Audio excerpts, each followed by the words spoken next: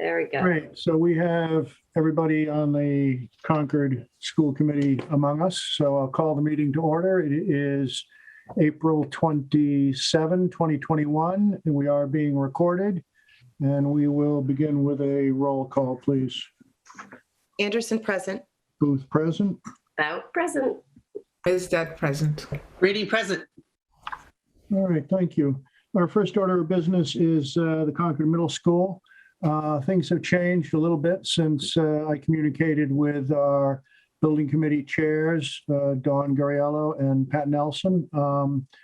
Notably, there was a meeting on the 15th of April by the middle school committee, followed by a meeting last week of the Concord FinCom that produced some requests to the building committee. And I think that those will frame part of the meeting of the building committee this Thursday. In the absence of that exchange, FinCom and building committee, I think this would simply have been an update, and I'm guessing Pat and Dawn would have entertained any questions or comments. It didn't have the specificity that the best way I can characterize the meeting on the 15th is that and this is my telling, the committee made it a bit difficult for the FinCom, if not indeed the community, by perhaps confusing people as to whether a new budget number was escalation due to the passage of time, which was one communication we received from the town manager's office, or escalation due to further consideration of community requests for additional gym and auditorium. I think there were very clear statements to both effects, leaving people perhaps in a bit of a quandary. The specific change that occurred on April 15th is that the 90 million plus estimate of 2019 manifested in a vote, a near unanimous vote by the building committee to the effect that the not to exceed budget would be $108 million, that the project would not exceed the 15% limit on impermeable surface, and that new number would enable the design team, or architects, if you will, to go back and examine whether the gym and auditorium could be expanded, and if so, how, without intentionally without a lot of specificity on what that meant. There was no particular mandate for what that might look like. We do know that the 143,000 square foot building in the space summary and the $99.2 million budget was, to, I believe, everybody's understanding, in accord with the ed plan. But things have reopened, or at least specific parts of the conversation have reopened subsequent to that adoption of the 143,000 square foot dimension and the related space summary that went with it. Generally, what I might have anticipated tonight would be simply to ask people if they had questions or comments or opinions to share with our chairs of the building committee. But I think we can be a little more directive and ask, are there opinions from this committee that Heather and I should hear from you? Because in 2 days, we're going to be looking at a building committee agenda that I think focuses not singularly, but in a really specific way on the Finance Committee's request. And that request was that the building committee revisit, quote, revisit the vote for the $108 million with their understanding and their rationale behind that request. So I think that's where we stand. I'm curious if others on the school committee first and then building committee, Pat and Dawn next, think that's an accurate telling of where we stand right now. Court, I'll jump in quickly. I think I agree with you that it's important that we get all the school committee members, any input and comments here. I also think, though, it might be important for us to ask Dawn and Pat, or Dawn or Pat, whoever wants to step up, to give us kind of a rendering of that meeting. I know you just characterized it as the building committee, I think, not exactly your words here, but created some confusion. And I don't know that I took it as confusion, but I think we at least need to let Dawn or Pat kind of outline that decision in a way that they saw it coming out that maybe is not confusion before we open it up to feedback. Does that sound fair? I just think it's important for them to be able to speak. How about you do it, Heather, since this is a school committee conversation and you are one of our liaisons and you have a different perspective on what happened. Are you able to do that? Sure, I'm happy to. Can I just ask the school committee to consider, Dawn and I are here as the chairs of the school building committee, which, serves the school committee. And I think I would like the opportunity to sort of just give a presentation of where we're at with the committee, and then definitely then hear from the school committee reactions to that. I would like to do that. So I shared with you my framing of it. We've heard requests that Heather frame it her way. Pat has suggested that she frame it also. So I think we're going to collect multiple opinions. And that's sometimes the way reality gets sorted out. Heather, do you want to start? And then we'll move to Pat. Sure. I'll just give kind of my quick high level impressions. When you were saying that the budget number got moved either because of escalation or because of gym and auditorium feedback, I didn't feel like it was an either or that necessarily was confusing. I felt like as a natural part of this process, we had gotten a lot of input on the space that we had been discussing. Because of that, we had to look at the budget numbers, and we went back and looked at the specifics of what we discussed at town meeting.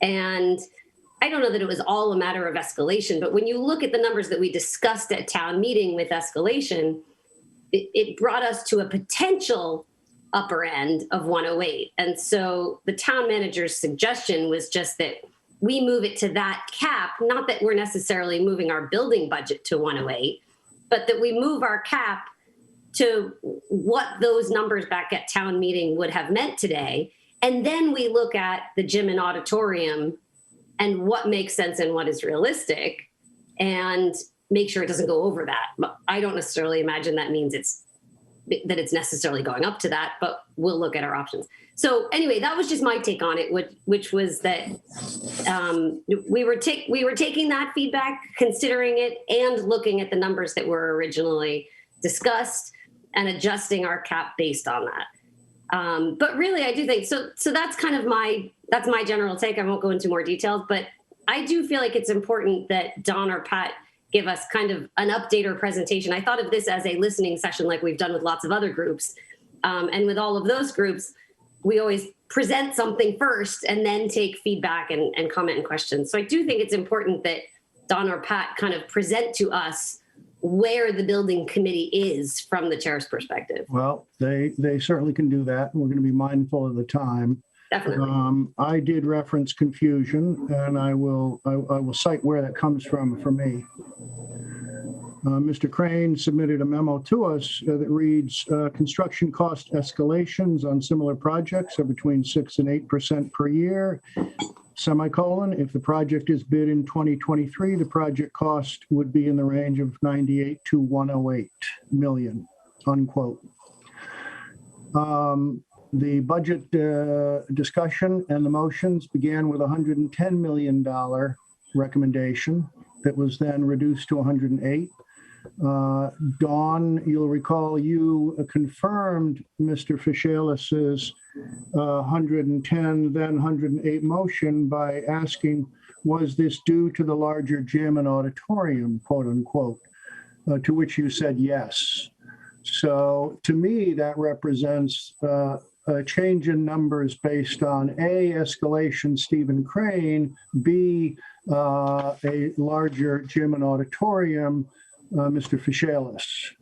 So I stand by my claim that I think some people are appropriately confused, meaning I think it's legitimate that people are confused, and this deserves some clarification. So Pat, if you want to start on Yeah, that. Absolutely. Absolutely. And, I got to say, one of the best things about Zoom is that I can go back and look at meetings and get the actual facts and details of the meeting, because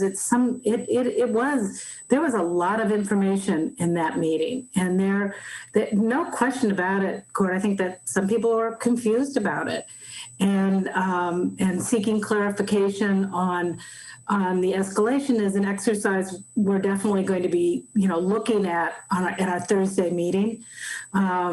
But it still, to me, kind of came down to, or my sense of the meeting was that we as a committee needed to find a place to set a cap on the budget. That up until that meeting, we were kind of operating without a cap on the budget, other than numbers that were discussed at the 2019 town meeting. Nothing was put into the article. Numbers that were discussed in order to put out the RFS for the contractors. So we looked back, as Heather, I think, explained very clearly, we looked back at that 2019 discussion to kind of see what numbers the community were given at that time when they voted to approve the feasibility study. So that said, we kind of looked at that. We've been getting lots of community input, as you know, around the auditorium and the gym. And so we kind of used that as a framework to give us some barriers, some edges to work within. And so we settled we voted on the 208 million. Now that was with the caveat that we would be looking at what makes the most sense for the middle school, what is the most reasonable thing to be doing for the middle school, what is consistent with the ed plan, and what is consistent with community needs. But that it wasn't set as a target. It was set as, well, these are numbers that had been kind of thrown out in 2019. Let's see what we can do within these numbers.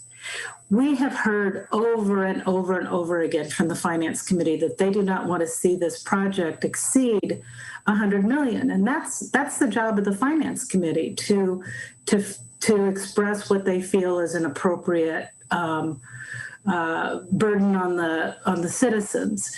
So we will also be taking that feedback in as we look at what we might do within that 108 million, how high we want to go, based on all the information that we can gather from all the places I mentioned earlier. So at the meeting, yep, we did go to 108 million. We voted for that. It was a target, and it was with the caveat that on Thursday we would be looking at all of those options for the gym and the auditorium. We will also be looking at some new information that a member of the Finance Committee and our Finance Committee liaison has developed, Dean Banfield, for his understanding of escalation.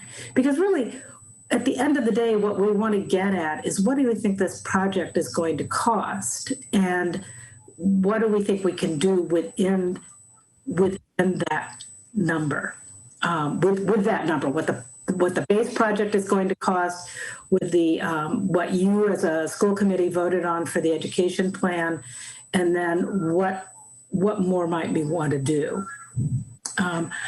I don't know if that's any clearer than anything, that anyone else might say about that meeting, but that was essentially what we were focusing on, and that's how we got to that vote. I certainly agree with that, and I think that your reference to the 108 as a do not exceed and also as a target really speaks to our uncertainty about whether it is a do not exceed or a target. Well, I think that it was, Corda, excuse me, I think it, for me, and maybe that's where the confusion is, but for me, it wasn't confusing at all. It was very clear. It was a do not exceed number and not a target. Okay, well, you did reference it as target, and I said that it wasn't a target. And we did have a 90 million that became an 80 to 100 million, and we thus built to 100 million. So, I mean, these are genuine and legitimate questions that I think bring us to the broader question of whether this community can bring this school forward. This project started at this table with this school committee, so we're deeply invested in it. Sorry, Court. May I say something? Yeah, certainly. Thank you. And it's related. I guess I just want to say that the only thing that was voted at town meeting was the 1.5 to study this project. That's correct. Right? And I'm sorry if there's kids in the background. But that was all that was voted. There was no budget set. No, there were we know numbers that. that were loose, that were put out there based on unknowns, right? So as a professional that designs buildings, I'm not designing this building. I'm not saying I'm just giving some perspective. You have to study something in order to start to refine it and get numbers put on it and then put it in front of a community to vote on. So what was presented at town meeting was, as you likely know, because it came out of the school committee, was really loose on a Feingold Alexander study that was done years ago that made some assumptions that, in order to even put a number out there to study, it's hard to put numbers out there because people grab hold of them. So that was the 90 million. And then it said on the Article 14, it talked about a 2019 feasibility. Here we are, 2021, so 2 years later, we're still in feasibility. It talked about escalation costs after 1 year. On top of that, it could go to 92.5 to 97.5, and then 2 years on top of that, 95 to 105. By the time we get to the end of SD, we're going to be almost 3 years out from that. So the idea of escalation is that, as we all know, nothing is stagnant. Nothing ever holds in time. Like the cost of construction, if you go look at the MSBA chart, that they have so much data, it goes up and up and up. So escalation is a crystal ball. No one knows the answer. We don't know what construction costs are going to be when this goes out to bid, hopefully in 2023. But the idea was that those numbers were looked at as possibilities, like without having studied the project. So what was approved at town meeting was a study of the project. So since then, we've gone through early feasibility. We've gone through the educational program, which you all are deeply invested in, and thank you for approving and getting involved in that. It's critical that you guys are behind the educational plan and support it, and it sounds like that has pretty broad support, which we're appreciative of. But what came of that was some increase in size from the assumed building that was put out there at 2019, right? And that's for good reason.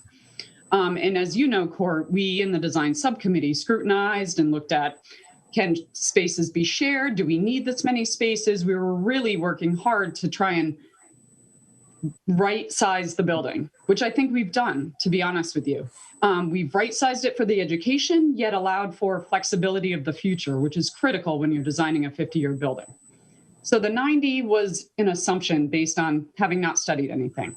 The 80 to 100 was just for the RFP. That was just to put a number out there to hire an OPM and a designer to say, we think it's going to be somewhere in here. We don't know. We haven't studied it yet. So here we are in feasibility, and to right size the building is 99, God, numbers are all over my head, but it's 99-ish, just under 100 for the 143,000. When we put that out there to the community, we basically said, here's the size of the building. We were flooded with information from the community and feedback from the community saying, the auditorium's too small, the gym's too small, we want more, we're willing to pay more.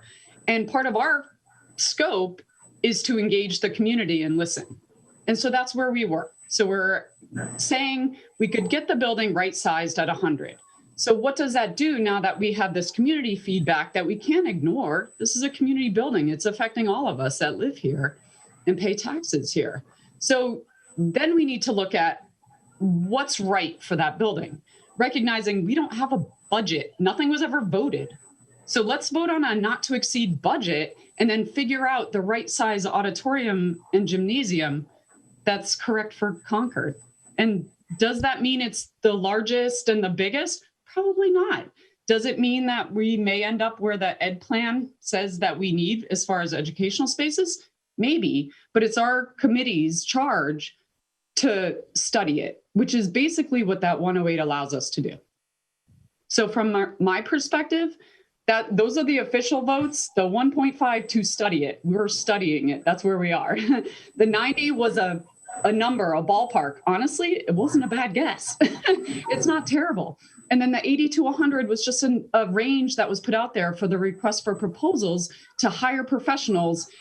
And as a professional, I've never once seen an RFP that's exact, because no one has a crystal ball. And often it's a range. And sometimes it exceeds the range by 2 times because they study it and say, oh, it needs to be something way more than we imagined. Or it's at the low end of it because they realize, hey, our building actually kind of works and we're going to look at just fixing the spaces that don't. So there's a huge range of opportunities when you study a project, and to get it right at the RFP level, like that was just a range. And if you go back and read the meeting minutes, we all were saying it wants to be a range. What are we comfortable saying? So I just want to share that perspective as a professional, as a designer, what's been voted and where we are. So the 108 is absolutely a not to exceed. We're not going to go over it. Hopefully we're closer to 100 and we can get some community spaces in there that, we can gain broad support from the general community. So thank you. That's my perspective on where we ended up, and honestly, I don't have the answer on the community space. That's why we're listening. And in a perfect world, we had asked that this be a listening session before that meeting because we were trying to get input from Select Board, FinCom, school committee to be able to inform that vote. It's just we weren't able to get on the agenda until today. So thank you for having us. No, thank you for being here. And I do want to turn to my colleagues in a minute. I do want to, however, first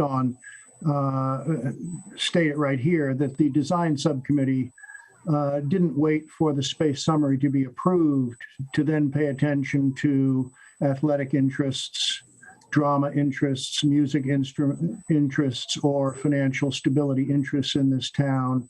We were sensitive to them from day one.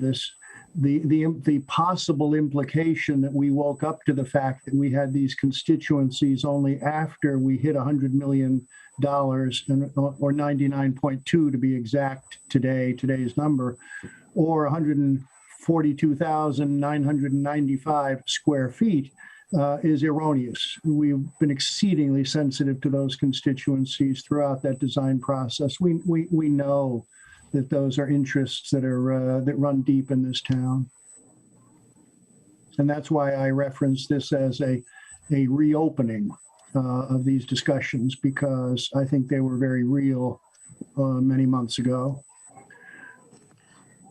So I would like to turn to our colleagues. If you do have comments, I'm not going to put you on the spot, but you know that we have 4 members of the central administration staff on this committee as voting members. You have 2 of your representatives, Heather and myself, and a number of other people on the committee. And the item on Thursday morning is going to be some form of a look at this FinCom presentation from Mr. Banfield. It's going to be brought forth again in some form, followed by a discussion. And if you have questions or sentiments that Heather and I should hear, they're not going to bind us. We've got to act in our what we believe in the best interest of the project on Thursday morning, but we do want to hear them.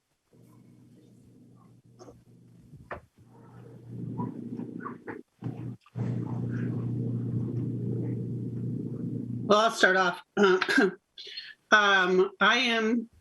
I've been paying close attention and regarding the project scope, the escalation, that discussion, in the financing, even the discussion at the select board meeting yesterday afternoon was confusing, very confusing, I'll say it.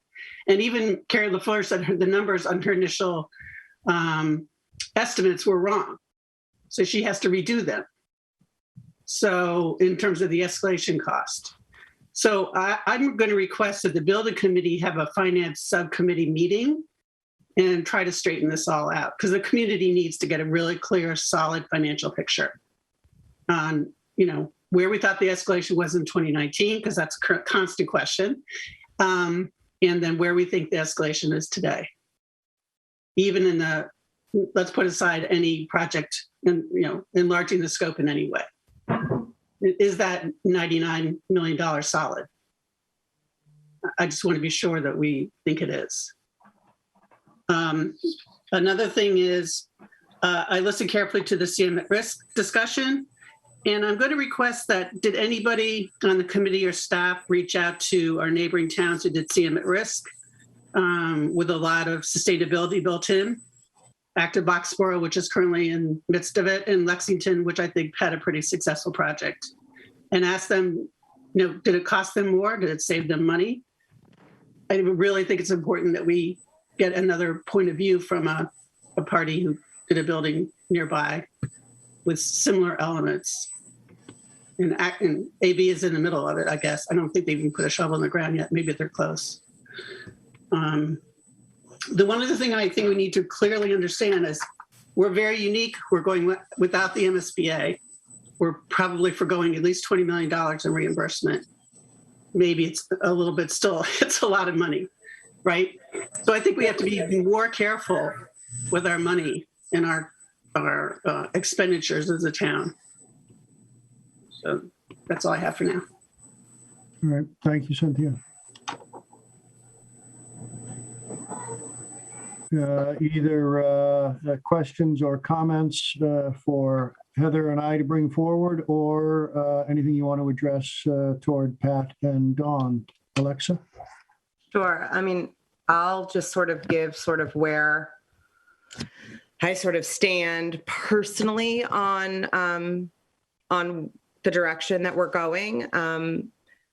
So I've been going to all these building committee meetings, some of the subcommittee meetings as well. And I haven't personally experienced confusion, but I recognize how it could be depending on, what meetings you've been to and what you've attended and all of that. But sort of where I net out on this is I thought it was wise to escalate the budget to 108. I've listened to sort of both sides of this debate, but ultimately I found that the arguments in favor of moving this escalation to 108 are sort of more compelling at the end, especially if it means that we have more flexibility in studying whether we can, to borrow Don's phrase, right size some of these non-academic, if you will, facilities, the gym and auditorium. I've lived in Concord all but 7 years of my life. I was here as like an adult taxpayer when we did Alcott in 04 and Willard in, 08 or whenever that was, and the high school in 2010. So I do think that we have consistently been conservative with our buildings.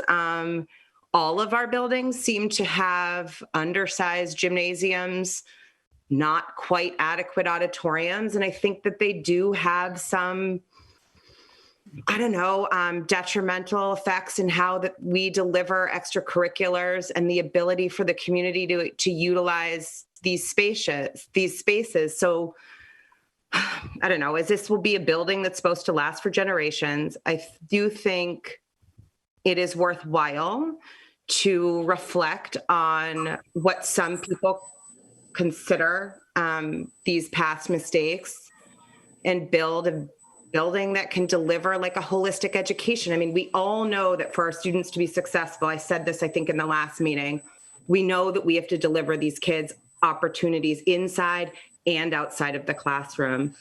And we know that the education that we deliver does do that. It extends beyond our classroom. So to continue to excel, I think we have to have the right spaces to do that. And what I'm personally struggling with is, as an elected member, I feel like on the one hand, you're sort of duty bound to represent the citizen taxpayers. On the other hand, on this committee, you're duty bound to represent and advocate for students. So sometimes I feel like, and maybe this is one of those times, sometimes those two duties can be in conflict.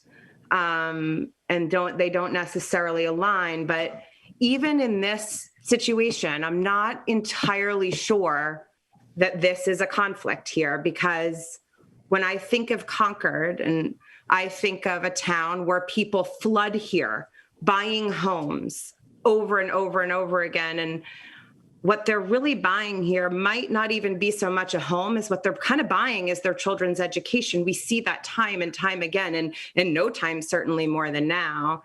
And like anything else, if people are coming here for that infrastructure, this educational infrastructure, we have to not only maintain those investments, but like improve them as well. So I feel like doing this properly is a way for us to essentially improve our investments. And I feel like the ship has sailed, right, on this $100 million-ish, which represents like the $1,000 average tax increase to the building, or sorry, to like each taxpayer's annual bill. So like what we're really talking about with this 108 is $45. So I don't know. I feel like, I don't know, guys, I quoted her last time, but I go back to Carlin Reed at the select board, and like, to be penny wise and pound foolish just does seem, I don't know, foolish. And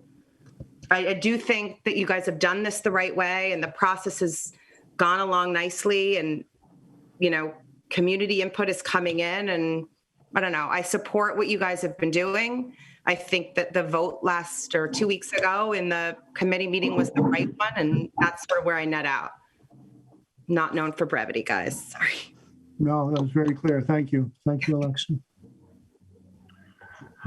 I'm watching the time. I know Dawn has another meeting coming up, but I think we're okay. Fatima? Yes, okay. Well, first, I want to thank Dawn and Pat and the whole building committee for all the time and the energy that you're putting into building our next middle school. I really appreciate every ounce of effort and time that you put into this. And I want to begin with, I'm going to echo some of the sentiments or the responses that came from the chairperson of the finance committee, in response to the penny wise and pound foolish. We're not talking about pennies. We're talking about $100 million. And I personally think that $100 million is very generous to our students. The tax burden is difficult to sustain for many families in Concord. So increasing it is going to make a lot of lives difficult. In terms of advice, when we're taking feedback from different sides in our town to move forward with the planning of this building, I personally would choose to listen to our finance committee rather than our architects, since in terms of the direction they want to go, for instance, the construction delivery method or the escalation costs, because their purposes are different. The finance committee is looking out for the interest of the taxpayers and also wants a good quality building. The architects have a different purpose, a different goal, and that's fine. But I worry when we talk about, we need to trust the architects on this. I would be cautious and trust those in town that that know finances and can steer us in a sustainable direction, at least financially. The other concern that I have when we ask community members whether they are willing to pay more taxes for a better building, and then if we base our decision on that, that's a concern for me. That's not how we decide to raise taxes. Some of us, some of us may want to raise taxes, maybe afford to raise taxes, but not everybody has responded. And again, as the Finance Committee pointed out, perhaps more than 2/3 of the families that live in Concord, of the taxpayers in Concord, do not have children in school.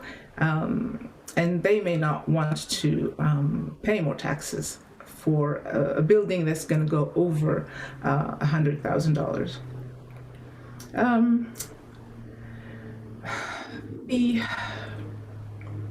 Perhaps my last point is, I know this has been a very passionate or emotional conversation when it comes about the spaces that are going to be included and the size of the different spaces of our building. I often hear the term or the phrase community center or community space. It is a middle school. We need, I think, to remind ourselves that we are building a middle school. So that, I think, is important for me, because if we frame it as a community center, then yes, it justifies going over $100 million. But when the Finance Committee recommends a $100 million budget, they're talking about a middle school. And I think I will stop there. Thank you. Thank you, Fatima. John? Can I just thank you for those comments? Can I just respond to the design bid build CMAR comment that was made? Certainly. Because I don't think the Finance Committee weighed in on that, just for clarity. They only spoke about the budget. Yes, you're right. You're not. Yeah, no, I just want to be clear, because I don't think we got feedback from them on that. And we didn't go into that vote. That was an additional vote that was taken at the April 15th meeting, and happy to give an update on that if that's something you're interested in hearing. We were planning on it, but this discussion has led us down the budget conversation, which is valuable. So I don't want to derail anything, but I don't think we've heard from the Finance Committee. And just to the point of trusting the architects and the owners, project managers, we hired them to give us advice and be professional. So I do trust them in the sense that they're working for us, and our town's best interest should be the advice that they're giving us. So if we can't trust them, then I'm concerned, because we're paying them $1.5 million per the town meeting vote in 2019. So I would offer up communities that use a construction manager don't do it because they mistrust their teams. They do it because they want the extra risk management. It's not born of mistrust. So I don't want anybody to take that away. no, okay, I'm just responding to what was said. So I mean, from where I sit, I mean, they're the professionals. They do this every day for a living, every day. So, they gave us advice, and as a committee, we vetted it, listened to community input on it, vetted it some more, and then voted. And it, in the end, I think it was 11-6 to go design, bid, build. That is correct. Yeah. I'm mindful of the time. We've gone over a little bit. I think we have focused on budget and scope escalation appropriately, because that's what we're going to be hearing on Thursday when. Court, can I just make one more comment? Yes, please. Sorry. So I just want to, I feel like the parking issue is sort of getting pushed aside. These will be like one-off events. It's not going to be a big deal. We'll figure it out, park up and down Old Marlboro. I just drove by Sanborn last weekend, and the parking lot was at least half full just with families doing soccer. So if we start having, a lot of theater events and gym events, we're going to have a constant parking problem at that site. And I just think there's no study of it. It's just, I think to say it's a one-off, it's not going to happen very often, is disingenuous and dangerous, in fact. So I really think you have to think of that as a plan for it, not say it's not going to be a big deal, because it is a big deal, and that road is already not safe. So I don't think you could say, it's only going to be the spring play. If you build a big theater, it's going to get used more frequently. Point well taken. Yeah, and I think that's under active consideration of the building committee. Those considerations about parking and usage and large events. Because the one thing I really don't hear in the plan is the outdoor spaces. I've been asking for it for a while. And for example, the cross country and track programs are certainly the biggest population of the middle school after school activity. You can go get the numbers, Lori can get them for you, but it's maybe 100 sometimes for cross country, or at least 80, I would say. And compared to basketball, it's much more highly subscribed. And I'm just wondering what we're going to do with the cross country course. Is that going to go down for a couple of years? That's fine, but we just need to set, is that in the project? Is it not? Those kinds of considerations. So I think we haven't really, I've heard, not a real needs assessment. We're hearing from special groups, and some groups just don't have a strong organization like others. So I think we have to think of everybody. Thanks. Just quickly on timing, my understanding was that the outdoor pieces come a little bit later. Is that correct, Dawn and Pat? I was just going to ask if I could respond to that. Okay. Yes, as we move into schematic design, there'll be a lot more information on that. I think there have been some budgetary assumptions, and that includes outdoor learning spaces, outdoor activity spaces, and I can't speak specifically to the cross-country path, but if that's a priority coming out of the user meetings, as far as physical PE and gymnasium, athletics, that absolutely can be part of those budgetary assumptions, and we'll see more of that as we move into schematic design.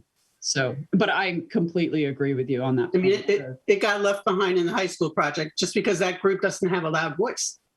Yeah. I cut through the one over near the high school all the time. So that didn't get rebuilt until like 2 years ago. Yeah. Okay. With that, I want to thank Pat and Dawn for joining us. I want to thank our Carlisle members for your patience. I think we're going to wrap this conversation, if that's acceptable. I think Heather and I have heard some perspectives and concerns. I don't mean that in a pejorative way at all, that we can bear in mind as we go forward with the building committee. So thank you for that. With that, I want to turn it over to Sarah to convene the joint school committees, please. Hi. Thank you, Cord. Thank you, Dawn. Thank you, Pat. Sorry. Thank you. Sorry, Sarah. Thank you for having us. Thanks for coming. So it's 5:16. I'd like to call the Concord Carlisle Regional School Committee to order. With the roll call, please. Anderson present. Booth present. About present. Is that present? Mustafi present. Brady present. Wilson present. Great, thanks. This evening, we do not have a student update. They will be with us the next time. They are looking forward to giving an update on the full return, but felt that there hasn't been much that happened over break. So we'll see them on May 11th. And as always, look forward to having them here. And so now we can move to public comment. If it's your first time here and you want to make a comment, or well, in any event, if you want to make a comment, go to the participants button and raise your hand. We'll call on you in the order in which we see the hands raised. Please state your name and your address when you begin, and please try to keep comments to about 3 minutes. You'll get a reminder if you're getting close to the end of your comment time. And if you've spoken on a topic before, please try to keep your comments even briefer. We look forward to hearing from the community now. Are there any public comments? I don't believe so, Sarah. I don't think so. Okay, so with that, let's go on to recognitions. The CCHS Green Team. Thank you for coming.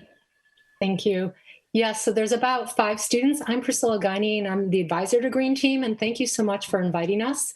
And the students want to present a project that we've been working on all year and we're really passionate about. It's the Native Pollinator Garden Project. So we have some slides and we will share those with you, and we're looking to seek your approval.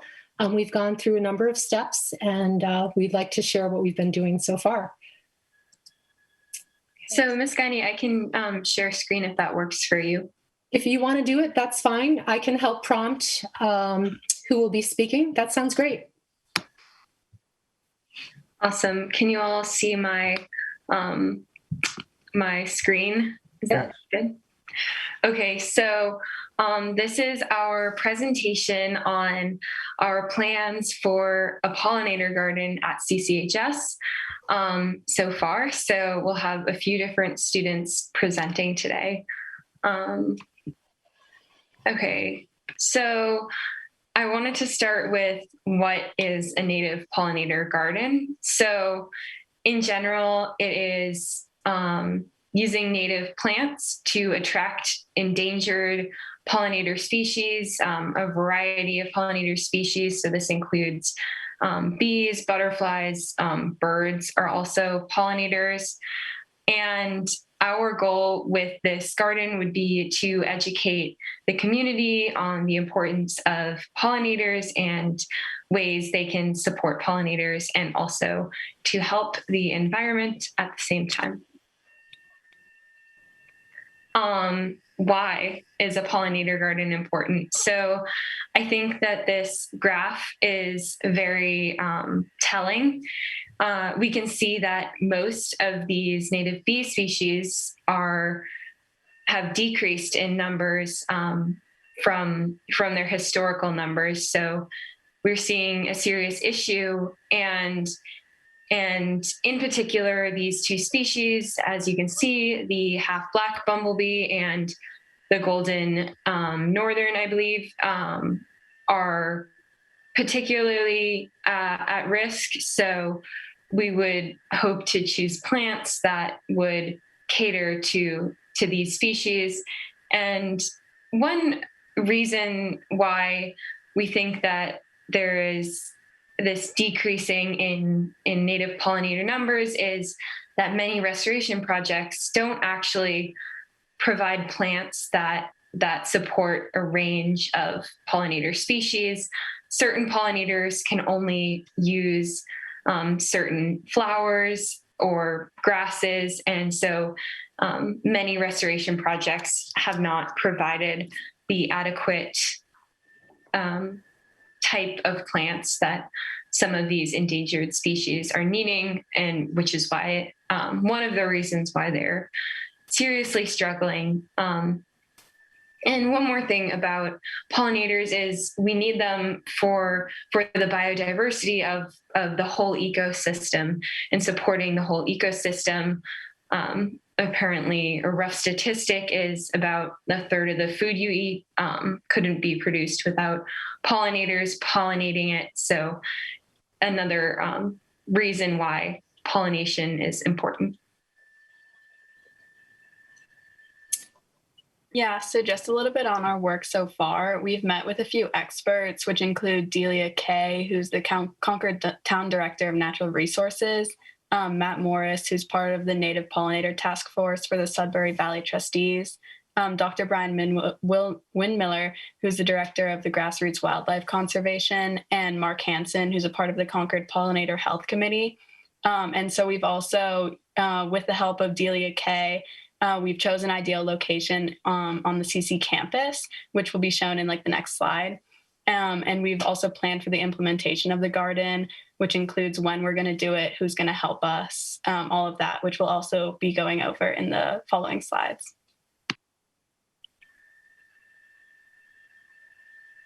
Location, we met with Delia Kay, Director, and Will Holden, Land Manager from Concord Natural Resources Department, to find the perfect location for our garden. So as you can see in the picture on the right, the star marks the spot where we were thinking of.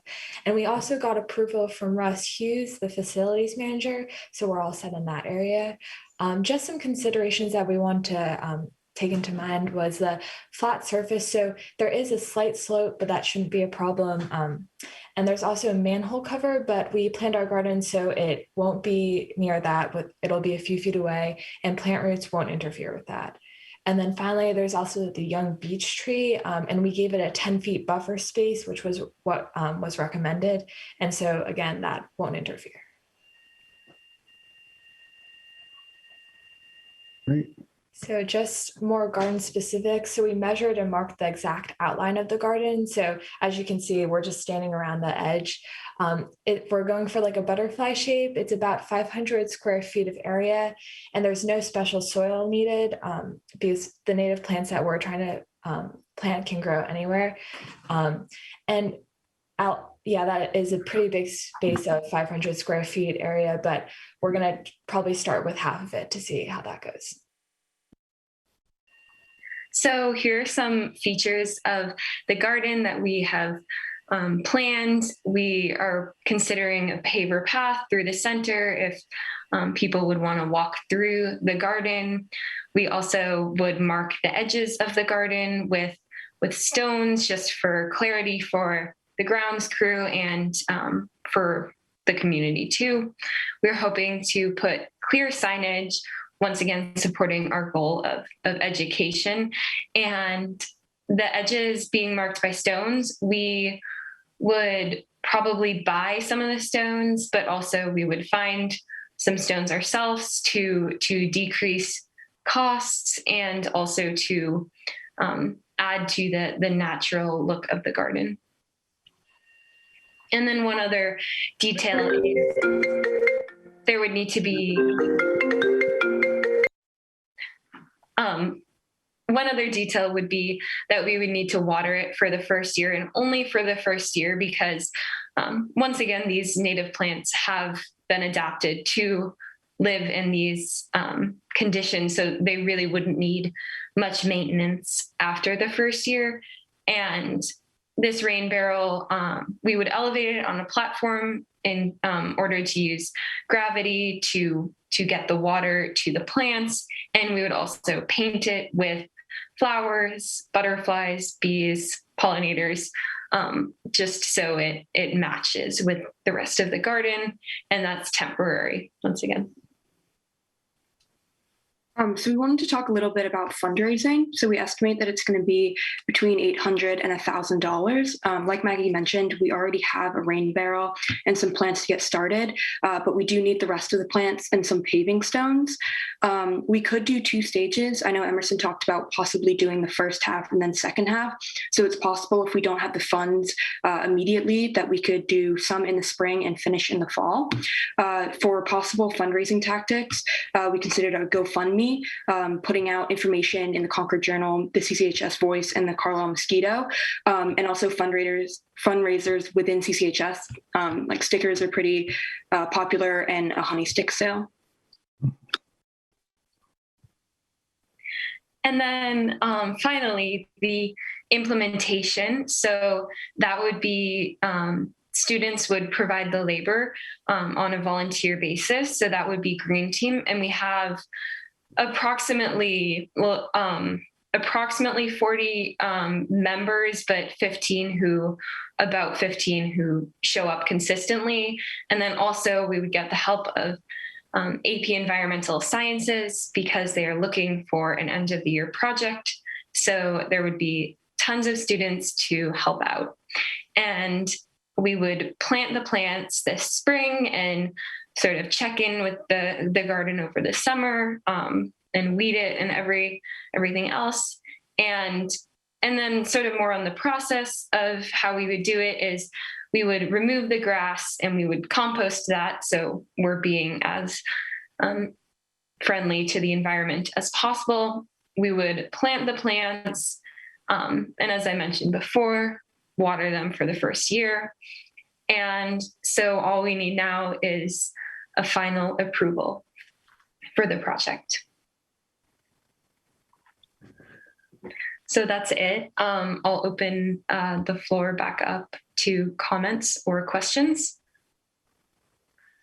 Great, thank you. Thank you so much for sharing this. A couple of years ago, there was a neat event at the high school that was about landscaping and all sorts of just environmentally friendly ways that you can modify your gardens and stuff. And I remember that there was a wonderful presentation about this, about the pollinators. And so I'm so excited to see that you guys have taken this on as a project. I think that's just phenomenal. And you've done some great work so far and a lot of research and clever ideas around this. So I don't think I have any questions for you, just applause.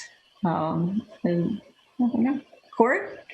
Well, I will share in the applause. Thank you, Margaret and Ruthie and Emerson and Catherine, and certainly Ms. Guiney as well. Maybe this one's for Ms. Guiney. How might this really apply to classroom teaching and learning? Is there a curriculum thread here that you're going to try to exploit in the best sense of the word? Oh, and I didn't mention Alicia. I'm sorry. Thank you, too.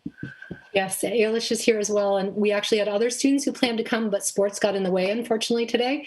Mm-hmm. So you would have seen even more students who are passionate about this. And in terms of the curriculum thread, I think there's a really strong curriculum thread for students to be working with outdoor plants. So in biology and AP Environmental Sciences, we could absolutely include this because it's a really nice ecosystem study that we can be doing, looking at both the pollinator insects and animals, as well as the plants and the interactions. So just getting a sense of the interaction, collecting data, recording the data.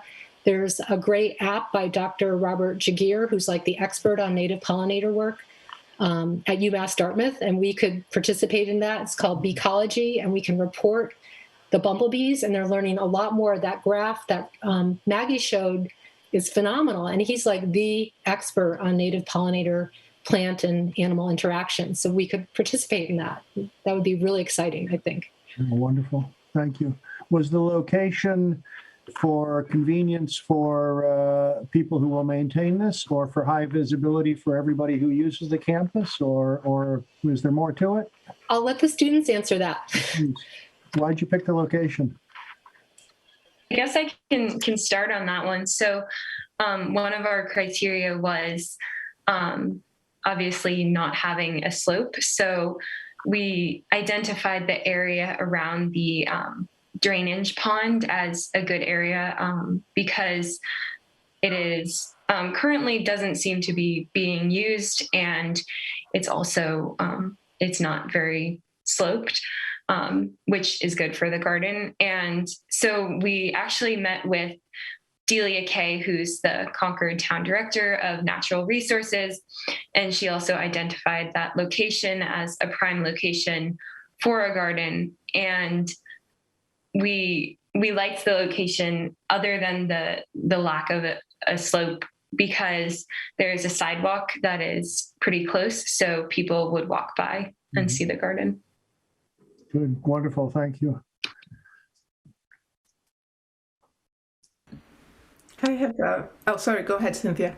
No, I was going to commend them for reaching out and working with Delia Kay and Mark Hansen and I think the professors at UMass Dartmouth. That's just wonderful collaboration, and I'm sure you really enjoyed it. And I'm glad you got to work with Delia on the location. That's just really wonderful.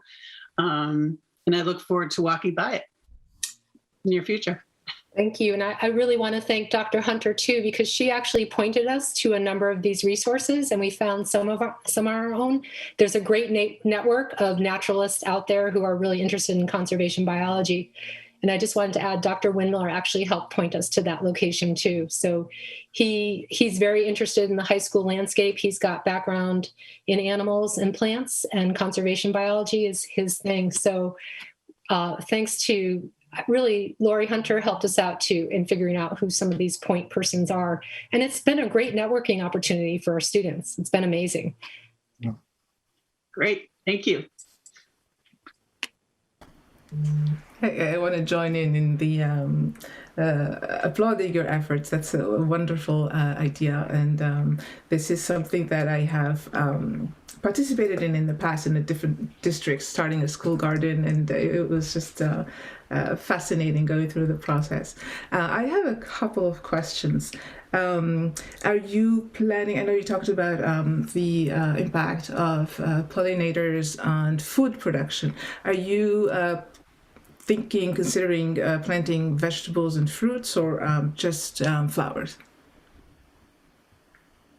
So it's a great question. And I know Bryce, who's head of our food services down the road, I'm sure would love to look at a sustainable vegetable garden as well. That's clearly a bigger hurdle in terms of making that happen. So this one seemed like a very reasonable step in school gardens. And this one is great because it could be part of a native pollinator corridor. That's what's so essential to these plants and pollinators, is to actually have lots of spaces all throughout the community. And then in terms of a food and vegetable garden, that's a new step, but that would be really exciting. I think Bryce and other people would love to see that happen down the road. Right. Bryce has on hold a very ambitious greenhouse garden plan with CEF that COVID suspended, but I'm sure we will revisit it. That's wonderful.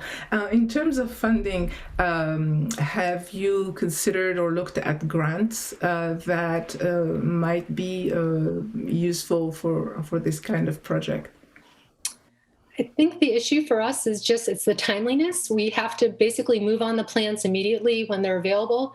So I actually myself purchased some through the Lincoln Conservation Land Trust because they're really like state of the art in terms of native pollinator. So I gave us a head start, but it's really kind of that issue, like having the money ready to get the things when we want them. So we need a little bit more flexibility and agility, and that's kind of what we're working with. So we're hoping we can just reach out to the community and get some funds and then be able to spend it when we need to.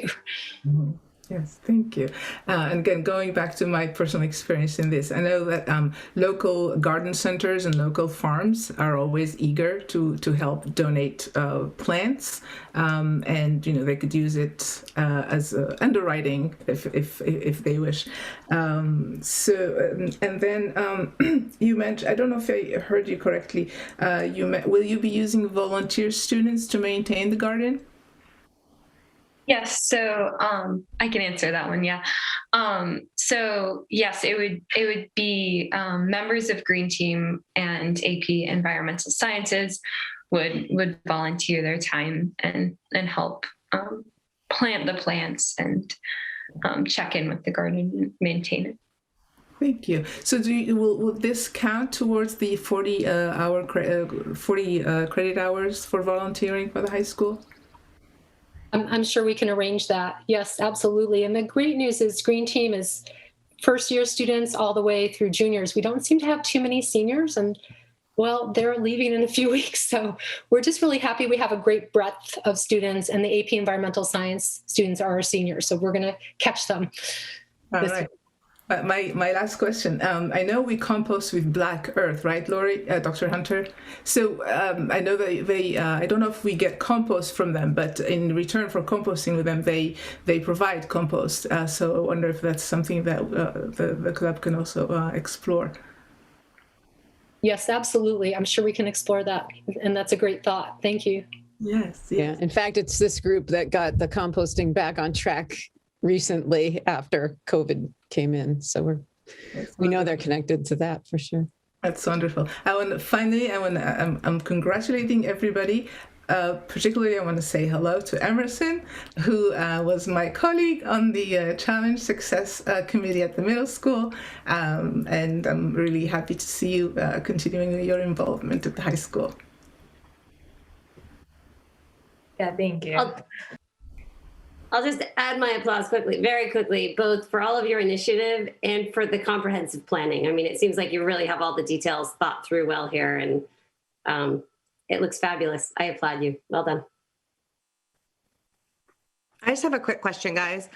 Not for this year, because I know everything is one step at a time when you're taking on these kind of projects, but I know that there are similar like student and at the younger level, student and parent together led groups who are interested in this same kind of environmental sustainability. I know when my kids were at Thoreau School, there was even interest back then in doing a vegetable garden. They have a little garden that I think might now be in some level of disrepair. It was sort of when I was leaving, and I'm wondering if maybe like, I don't know, you guys could marinate on the thought of trying to figure out how to work together across all of the different schools as your journey sort of evolves. Because I think that would be really cool. Like your big kids mentoring little kids, and I don't know, it just seems really neat. A cool idea to me. I love that idea. I'm going to have Ailish comment on that because I think the students are really interested in that. So Ailish, do you want to comment a little bit about the idea of working with the middle school or the elementary schools? Because you've done that this year. Yeah, I think that's a great idea. Me, Catherine and Ruthie actually did a presentation to the middle school about some of the things we've been doing at the high school for sustainability. So I think that would be another cool thing that we could add in the future. Be awesome. You guys are awesome. This is so great. Well done. Catherine? Yeah, I just wanted to add on, I know a lot of people who are involved in the Alcott Garden and that they're really close, and a lot of the parents involved in that. And they've expressed a lot of interest in having the high school be involved in the garden there, or even some of the initiatives they took to teach some of, I think it was second and third graders about the garden and different types of planting. So I know the parents involved in that gardening system are very interested in working with the high school. So I think that was a very good point, and that we could definitely expand on that. Well, you came not only to teach us, to inform us, but also to seek the school committee's endorsement. And I think you have abundant evidence that you've got that endorsement. So we want to thank all of you and Ms. Guiney, certainly, and the support that Dr. Hunter provided along the way. And we know you've got many other supporters, including folks in town government and natural resources. And you've recruited people like Dr. Windmiller. So thank you for your really careful, thorough efforts to put this together. This is going to be something that you make possible at the high school. That's going to be there for many, many people to enjoy in the future and benefit from in so many ways, to say nothing of the benefits to our ecosystem. We shouldn't think this is a small garden. This is a small garden that's a big idea that has so much potential. So thank you. Thank you so much for allowing us to come present. Thank you. And we look forward to hearing about your fundraising. Yeah. Absolutely. Developments. Yeah. Great. Thank you so much. Thank you. Good night. Good night, all. Thank you. Thanks for coming. And good luck with it. That's so exciting. I think that's wonderful. So where are we? Oh, chairs and liaisons reports. Do we have any updates? I know policy is meeting on Thursday. Yep. Okay. Also, I don't know if all of you guys got this, but as liaison, the CPAC has a formal date for their appreciation awards, which I think is May 6th. Their nominees are out, or I don't know if they're recipients or nominees, I forget, but they finally have their date. Fantastic. On behalf of both chairs, I think I speak for Sarah as well here. I have requested that in 2 weeks' time, when we meet again, we put aside a few minutes to discuss what I will refer to tonight as school committee coffees. We have had from a few different sources, including school committee members, the idea put forward that we do something by way of making community connections between the community at large and the school committee more possible through perhaps an informal means, this being rather formal, what we can do here in public comments. So far, the conversation has only gone so far as to say perhaps a monthly convening of anybody who would like to connect up with a couple of members of the school committee might serve our interests and the community's interests nicely. So I would request that we put that on the agenda for 2 weeks' time and think about it in advance so we can really keep that conversation brief and see what we might put together for the future. Sarah, anything to add to that? I don't think so. I'm looking, it'll be good to figure out the details, figure out how this all works out. But I think we definitely welcome more dialogue, more interaction. And this would not be considered anything formal, and nothing would happen that would officially represent the school committee. Instead, it would be listen and learn. Yep. Okay, thank you. That's all I have, Sarah. Okay. I haven't heard anything else. No. So I just wanted, we referenced it earlier, but the finance committee did meet last Thursday and sent a letter to the middle school building committee. It wasn't on their agenda, but the select board did have a discussion about the middle school as well. So I'm sure that will come up at the middle school building committee on Thursday at 7:30 a.m. Okay. Thank you. Okay. And all right, so we can go to the meeting, to the minutes. A motion to accept the open session meetings from March 9th and March 16th, and executive session from March 2nd and March 9th. So moved for both committees. And I will second. Discussion? Thank you, Erin. Erin, thank you for keeping us on task. Okay, roll call vote, please. Anderson, aye. And Booth, aye for both.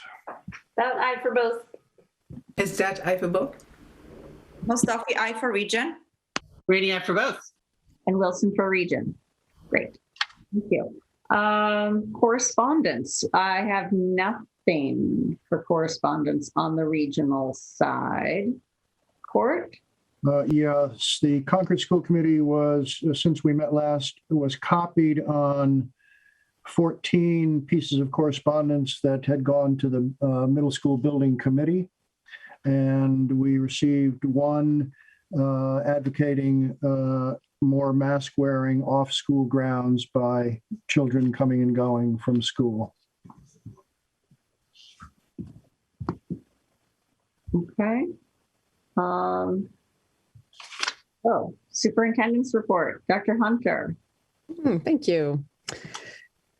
I'm going to pick highlights of this, but we can talk on any parts that you'd like, even if I don't mention them. In terms of thinking forward, we actually started this morning as a leadership team a protocol to capture what we think was positive out of the COVID experience to date. That'll be then replicated. It was a train the trainer kind of model, so that the building and central office leaders can then work with their department chairs and grade levels, and it'll get replicated. In terms of data collection from students, we're going to be administering challenge success surveys, which are going to capture a wide range of information across wellness and academic perspectives. It will also be a nice comparison to look at our previous challenge success surveys data collection back in 2016 and 17. These are similar to the youth risk behavior surveys we usually do. We administered the youth risk behavior survey literally 2 weeks before we closed last March. So unfortunately, we're feeling like we need to update those. And I think this will be a great tool. And obviously, we always just value the work challenge success puts into surveys. That'll be part of a bigger picture plan. We also want to capture feedback from parents. So more to come on all of that.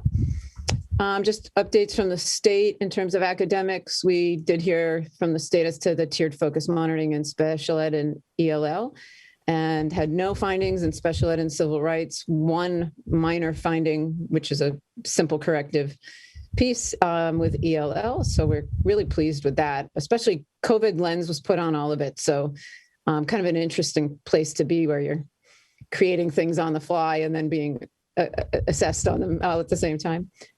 2 remaining professional days in the month of May, the 3rd and the 28th are coming up. We obviously, I'm going to skip to the real news of the day, is the full return of all the kids and having the middle and high school students return. We're through 2 days. Overall, an incredibly huge success, and that's to the credit of absolutely everyone. I think the pinch points we predicted didn't all come true at this point, which is great. Traffic before at beginning and end of day and lunch. Our true test will be on rainy days. So we're actually grateful not to have started with the weather being an issue, but a lot of great collaboration. I couldn't even begin to name everyone. So really successful so far. So thank you to everyone involved there. Just in terms of COVID status, I think it's worth mentioning a few points. I was on a call with the commissioner earlier. He is mandating full return of high schools May 17th at the latest. So we're grateful we're already in. He also mentioned, you probably saw the governor is starting to ease some restrictions outdoors. We are being very clear, and he reiterated this at the state level, that we are not easing restrictions in terms of mask wearing and such at school at all, outside or not. We're going to leave the year strongly conservative in those measures and be sure we do as much as possible to stay in. That's going to sound a little counter to my next statement, which is DESE has looked at minimizing quarantines to 3 feet instead of 6 feet. And we are not going to follow that right off. I had a lot of that was put out initially over the break. I spent time with both Susan Rask, health director, and Tricia McKeon, our public health nurse. We have concerns that it would just be a 3-foot perimeter within the school, not in any other place. I understand their intent is to minimize the impact of quarantines. We've felt that extensively. We would very much like to work through the full return and better understand our vulnerabilities here before we start going to a lesser distance in terms of close contact identification. So I just wanted to be sure I was clear about that with all of you. That hasn't had a lot of attention out in the media, but it is out there that DESE is allowing that as a choice. We're going to stay more conservative, at least initially here. Case counts in the last 4 days where we've had 8 since Sunday. And 2 today with kids and a staff member in school, resulting in quarantines that are happening as I speak. So we just want to go a little slow, certainly get through this week after the vacation and see if that all settles down, which typically it does. and just go from there. So just voicing that that's the direction we're going. And if you want to offer feedback or support on that, we'd be happy to hear it. Let me interrupt then right Sure. now and say I can't speak for my colleagues. They'll speak for themselves, but I want to support your conservative approach to this. I think we have seen an uptick in the last 24 hours. I don't think we're out of the woods yet. And I think it's going to protect the greatest number for the greatest number of days if we keep doing what we're doing. So thank you. Yeah, thank you. We're here. I agree with Court.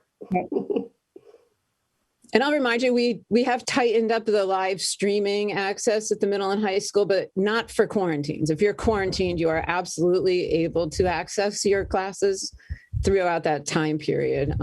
So thank you. I think, we can keep revisiting it for sure if things continue to moderate. But I think an exciting number, and I want to be sure we support the families that chose to stay remote, but the 95% return is among the highest I've heard. I do think there's a lot of confidence in the full return and a lot of belief that's where kids want to be. And I think we're hearing that from them, a little mixed on occasion with wow, these are a lot of people. I haven't been around this many people in a long time. But 95% return is pretty exceptional right now. And, certainly indicative, hopefully, of the faith and trust while we work really hard to make sure those kids that are home are connected. That is absolutely a priority. Probably the other exciting news this week was seeing all the staff back. There are staff who'd been remote this whole time. And it just was such a full complement at the middle and high schools to have kids with live teachers everywhere you looked yesterday. It definitely felt like a big step forward. In terms of student testing, and I'll be curious to see the numbers this week. We've had some increase before the break to get over 1,700 K through 12. So I'm hoping this week it continues to grow. Aaron's here to talk high school sports in a few minutes. We are mandating it for the athletes at middle and high school in an effort to minimize, we've been quarantining whole teams. We'd like to switch that and go to a testing mode and a close contact process and try to keep more kids in school. So we'll keep you posted on that. We are at the Concord, shifting gears completely to money. We're going to the Finance Committee in Concord's public hearing next week on the 6th. So you'll want to note that. Jared's building this, revisiting the slides that we've had already that we've used before to put the budgets in front of the community and take any questions they have. We are still, Jared, this is correct, right? Still awaiting final numbers from the last stimulus package? Correct. Nothing yet. Surprisingly slow. As soon as we know, we will hear. I'm going to save the DEI comments till we get to that agenda item. And you've already spoken on the middle school. One piece that wasn't part of that other conversation was just the design team is reaching out. And Justin and I will be scheduling each department to meet again with the design team. That'll sort of be the first round of schematic design starting off, hopefully before they leave for the summer, so that we have that feedback from them. So it's very busy, but a lot of good happening. It feels good to be forward thinking and forward moving. Thank you. I think your flexibility, your adaptability is to be commended in terms of keeping the rules evolving and being conscientious and cautious, but still really working towards maximum student in-person time in the safest way possible. Yeah, and that's such a collaborative effort, and that's the messaging of the community is this. Actually, the outside piece might impact us more in school, and just staying on the same page doesn't mean we're not going to get cases. It could happen anytime and will, but we're working as a really big team in a different way now. So great, thank you. Are there any questions? Eva? Hi. I wanted to comment again Dr. Hunter for the the flexibility to adjust while everything is fluid, really on the go.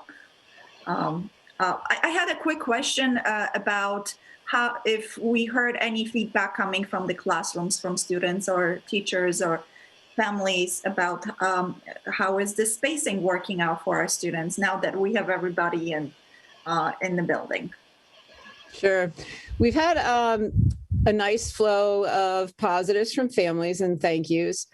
I will say, and Mr. Mastrullo said it to me before I got to the high school yesterday. He said, it's going to take you back a little bit when you get to a class of 25 all in that room together. And he's correct. And I think we heard a little bit of that from the kids, not to the point of panic, but again, they're adjusting to being in that kind of environment again. They were distanced, not all squeezed together the way we used to do, but it's so different than what we're used to now. It does take a little. And I know last night we met with some teachers, a few of you were there, and heard some kids are just rolling with it and excited to be back. Others are having a little anxiety of, how do I stay safe and how do we navigate that? And we're really working to support all of those feelings. So, just like all these other changes, it's a change, right? And we've got to approach it that way. I will say I saw instruction happening yesterday across all the middle and high school rooms. So I think we've had those moments of introduction, and I did hear a lot of teachers talk about icebreakers. Like, these cohorts of kids haven't been together since ever in many cases. So some icebreakers going on, and a little bit of that first week of school getting to know you and then making their way back to the content from before the break. So I did hear a couple of teachers had no remote kids yesterday, and they were actually able to turn the Zoom off and close the computers and just be together and talk the way things used to be. And we heard from several teachers what a really nice thing that was, and kids too, just to talk and not need a screen as part of the interface. So, but we're gonna, it's a day at a time, but a really great start. So thank you. Any other questions or comments? I just, being in a school, we're pretty much in the same schedule. Actually, it's going to be tomorrow, so I really don't know. But we have all the kids at the elementaries back, and just hearing them all run around outside in the big group is just, and they have the longer day. So they can have their recess and they can really spend time with their friends, and it's so great, and it's a great time of the year to do it. I'm wondering how the traffic pickups, drop-offs are going. It's going okay. It's a lot of people, but I think between the plans we made and the collaborative, patient, responsive families, it's going okay. So that's actually and Concord Police, I can't say enough, as always, they've jumped in to help and navigate and strategize, and so far so good. Good, thank you. Yeah, I actually thought that might be one of our biggest issues, and it hasn't been, at least yet. Yeah, that's good. Hey, you gotta take it one day at a time. Yeah, we did get a lot. I think the difference of getting more kids on the buses, everyone who wanted to get on is on, so they really are at a capacity for 25 kids at a piece. I think that probably mattered more than I factored in. So. I want to congratulate you and all the staff and the families and the students for a successful return. And I see the excitement. I don't think I never thought I would say this, but I really, I have missed the recess at Willard. I can always hear them during recess. I actually missed that. So it was great to hear them again. And so, yeah, it's wonderful. The strange thing is that we have gotten used to the social distancing and the remoteness, that now as a class of 20 feels crowded. Yeah. Like, oh, it's a lot of kids, but the kids are very excited to be together again. And yeah, it was interesting for the sixth graders and the ninth graders, yes, kids for the first time this year. It was really interesting. Yeah, but thank you and congratulations for everybody.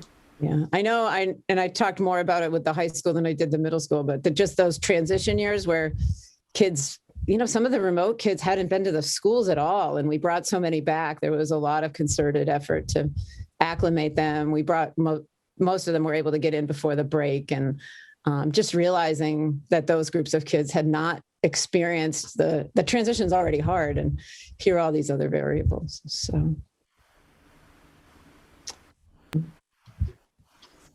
thank you. Thank you. Thank you. Reports for discussion. Aaron Jonkus, welcome. Hi, everyone. Hi, Aaron. Hi, Aaron. I feel like every time I'm here, I'm following up a student presentation that blows me out of the water. Tough acts to follow. We feel the same way.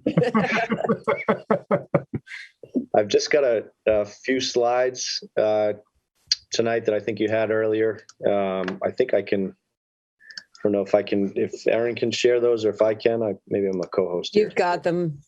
Aaron, Okay. Go ahead.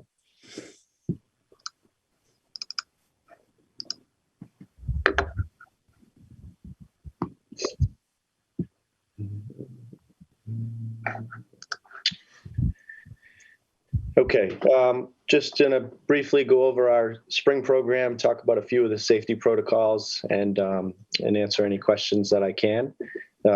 We have just over, actually, since I put this together, more than 425 students participating this spring. We're up around 435.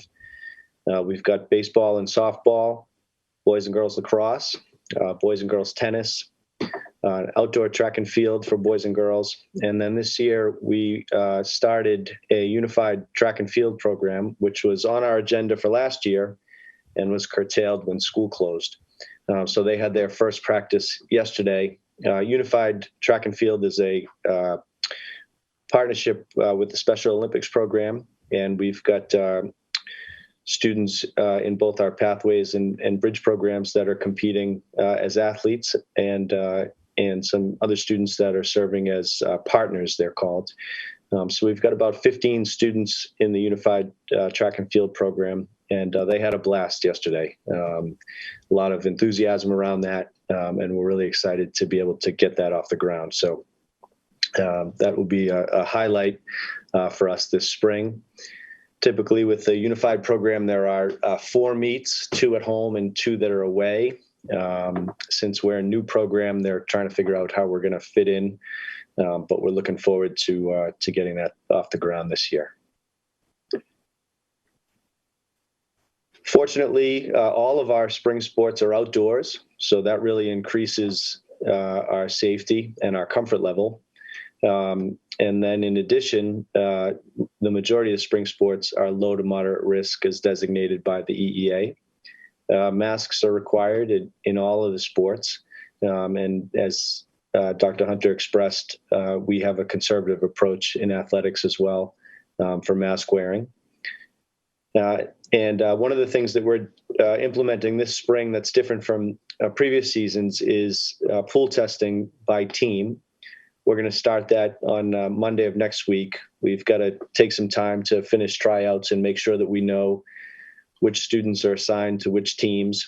And then I'll be working with the school nurses here at the high school to coordinate team testing pools. And so we're working out some of the fine details. Some questions have come up that we didn't think about. Originally, we've got about 5 or 6 middle school kids who are playing in our softball program. So we've got to figure out a way to include them in the pool. And then we've got some students who are fully remote. And, since we'll do the testing during the lunch blocks here at school, I don't want to ask kids to come in just to test. So the school nurses and I are working out a plan to try to do that after school before practices. So it's not an inconvenience for families. The feedback overall around that has been pretty positive when we introduced it to families.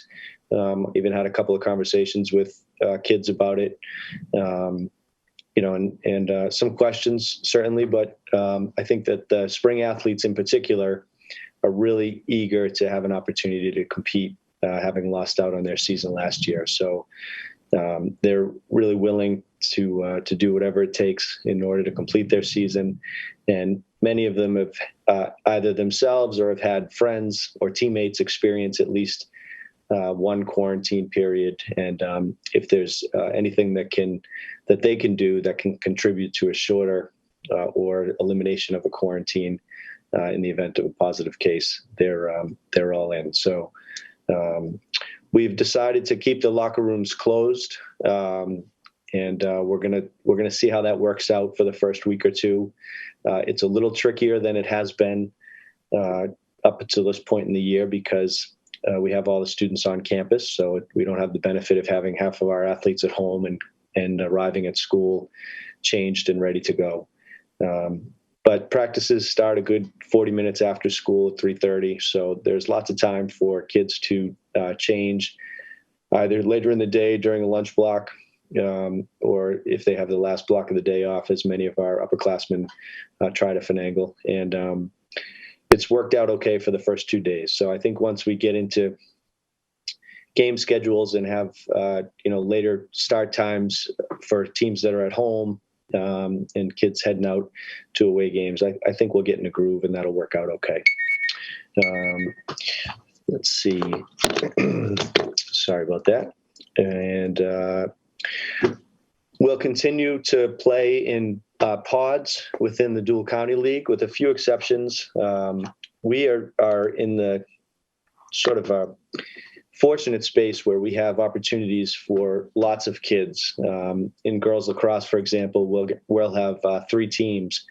Unfortunately, we're the only team in the Dual County League, only school rather, with 3 girls lacrosse teams. So in those cases, I'm forced to sort of look outside of the league and find us opponents to play. But again, I think that with the moderate to low risk for most of our outdoor sports, girls and lacrosse included, we feel a little bit more comfortable with playing communities that are a little bit further from home. This year, the MIAA did vote to hold a state tournament at the close of the regular season. They are a little bit different. One of the most significant modifications is that it's an open tournament, which means that each school and team, varsity team, will have the opportunity to decide if they want to compete. So it's an opt-in tournament. The regular season will end around June 15th. But there is the possibility that if a team advances deep into the postseason, they could be competing right up until the end of June in a state tournament. So, we'll sort of tackle that as it comes. I think, we're expecting that if a team advances, it's possible that there'll be conflicts for a few students or families based on plans that they made already. Kids who have summer programs they're attending or summer travel plans and so forth. So we'll try to handle those on a case-by-case basis and do what's best for the students and work with families. And as always, we've got senior events and graduation and town meeting this spring. So we're just trying to work together and collaborate and make sure that we can fit everything in. It'll be a hectic few weeks there in June, but we're glad to have it. So, and that's it. I told you I'd be pretty quick tonight. So can I answer any questions for anyone? Aaron, I want to thank you, of course, for your work. How late into June? I thought I saw some July something, 3rd date? Yeah, so that July 3rd date has really been an eye-opener for people. Originally, that July 3rd date came because when they elected to have a 4th athletic season, the fall 2 season that just finished, they basically took the school year and tried to divide it into quarters equitably. So that each season would have a comparable length of time. As we got further into the school year, there was a lot of discussion about July 3rd being too late. And so some of the individual committees have voted and made recommendations to the MIAA that tournaments end no later than June 26th, for example. I don't have any expectations that we'll go as far as July 3rd. I think everything will be over while we're still in June. Okay. But, there could be the possibility that one or two teams in the state have to play a game on July 1st, for example, if weather forces us to move late. But I think everybody is doing their best to finish up while we're still in June. Because I know you schedule our field, so I'm sure camps are eager to get onto. Yes, yeah, we've been working through all that. And I don't know, you don't schedule the Doug White field, but I'm sure you collaborate with the town and talk about that schedule as well, or not really, or for the summer, you mean, or during the school year? Yeah. During the summer, yeah. To be honest with you, the recreation program runs, I think, adult lacrosse up there. Yeah. And then our field hockey program typically uses it for a junior clinic for the middle school kids, but that's late August. But for the most part, everything that happens here in the summer is either down in the lower grass, right? Yep. Or Memorial. But I've always worked closely with the recreation department, so we're in contact when needed. Well, I'm sure they're all. When does the season start? Today? We started yesterday.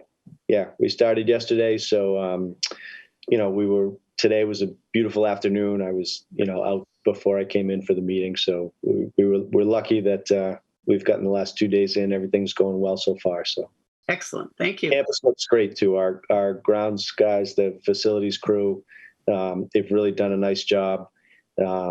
We had the turf field groomed today, and the grass looks like it's in prime sort of late spring condition. So we're really grateful for their support. Aaron, thank you very much. Would you be kind enough to remind me about the fee schedule for this year? Yeah, most sports are $300 per season. There's a $900 family cap. The couple of programs we made we have a 50% reduction, so that would be the unified track program. Mm-hmm. The fall 2 track program, they didn't have any meets. It was intramural. It was 4 days a week, so we reduced that to $150. And then one of the things I forgot to mention is that we have our wrestling team is just doing level 1 participation, which is all outdoor strength and conditioning only. There's no actual wrestling, no person-to-person contact. But we want to give those students an opportunity for a team experience.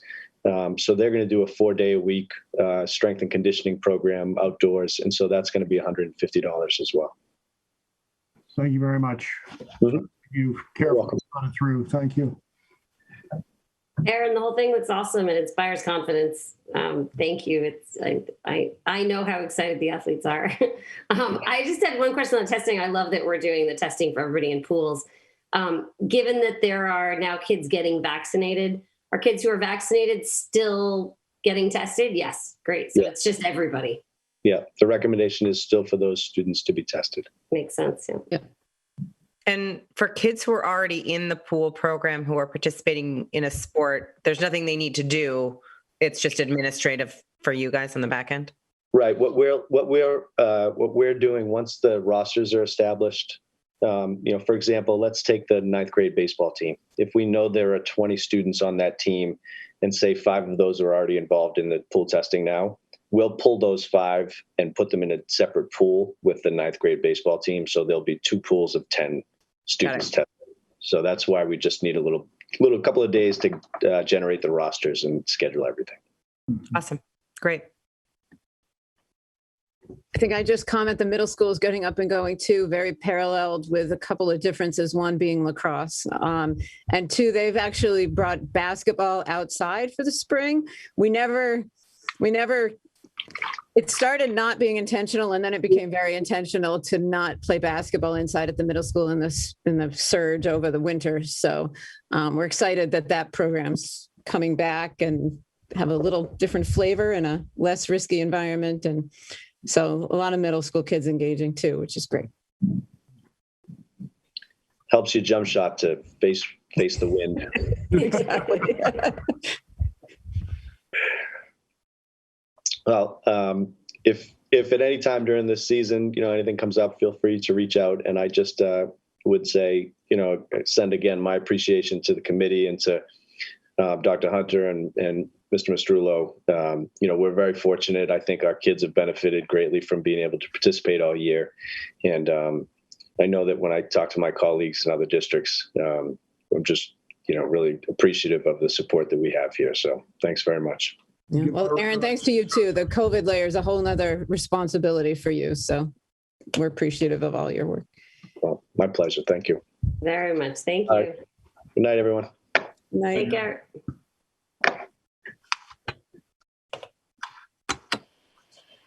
Great. So old business. Dr. Hunter again. Yeah, thank you. So this is meant to be a verbal update primarily on where we are with the follow-up to the last conversation we had on the DEI director. As you know, and has been announced, we've appointed Andrew Nemici as our Director of Diversity, Equity, and Inclusion. Andrew's, I'll give you a little background on the rationale behind that. I think it's worth saying out loud, beside what maybe you already know of Andrew. He comes with a master's degree in cultural work, and that has clearly served us well in the opportunities he's had so far in the district and the consult and work that he's provided to us.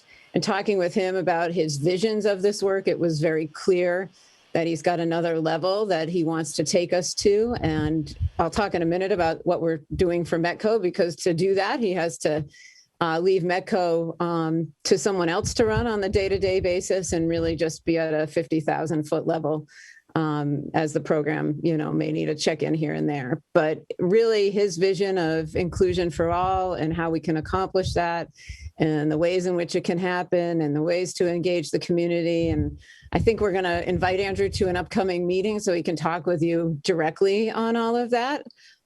Since, we really we didn't do that piece of the process. And part of my rationale it's unheard of for me to make an appointment without more of a dialogue and interactive process with the community and such. I spent some time this past year, I'm sitting on the Superintendent's Association, Equity, Diversity, Inclusion piece. And then having been on some webinars with the National Association, what I really heard loud and clear in all of these forums with my colleagues was the challenges in finding people with certain skills, and that the connections and relationships were so critical to be able to do this kind of work that requires a safe environment. And so Andrew brings the skills, Andrew brings the relationships that I think are going to help us to hit the ground running. And I just wanted to be sure we captured that opportunity. So I would love to bring Andrew. I think we're going to slate him to come to our next meeting and have some dialogue with all of you. Again, he's got a vision for us, and I want him to get a chance to start to share it, but also know he's going to build that collaboratively and, really take us to the next piece. The part that has to happen in order for him to be available to do that, which I'm sure is part of your, worry and concern and hope, is that we have the Metco program run as adeptly as we have been having it run under Andrew, but have that happen without Andrew. So we have posted for a Metco director. And so those resumes started to come in over the break. We utilized all the connections that we've built with the national registrants for candidates of color. So it's out on all of the normal platforms, plus those connections. And that's already served us well in a couple of other searches for teachers. So we expect that will be the same. That will be a thorough process. And we're actually meeting with Metco families tomorrow night to talk through where we are, how they can engage, what's coming next.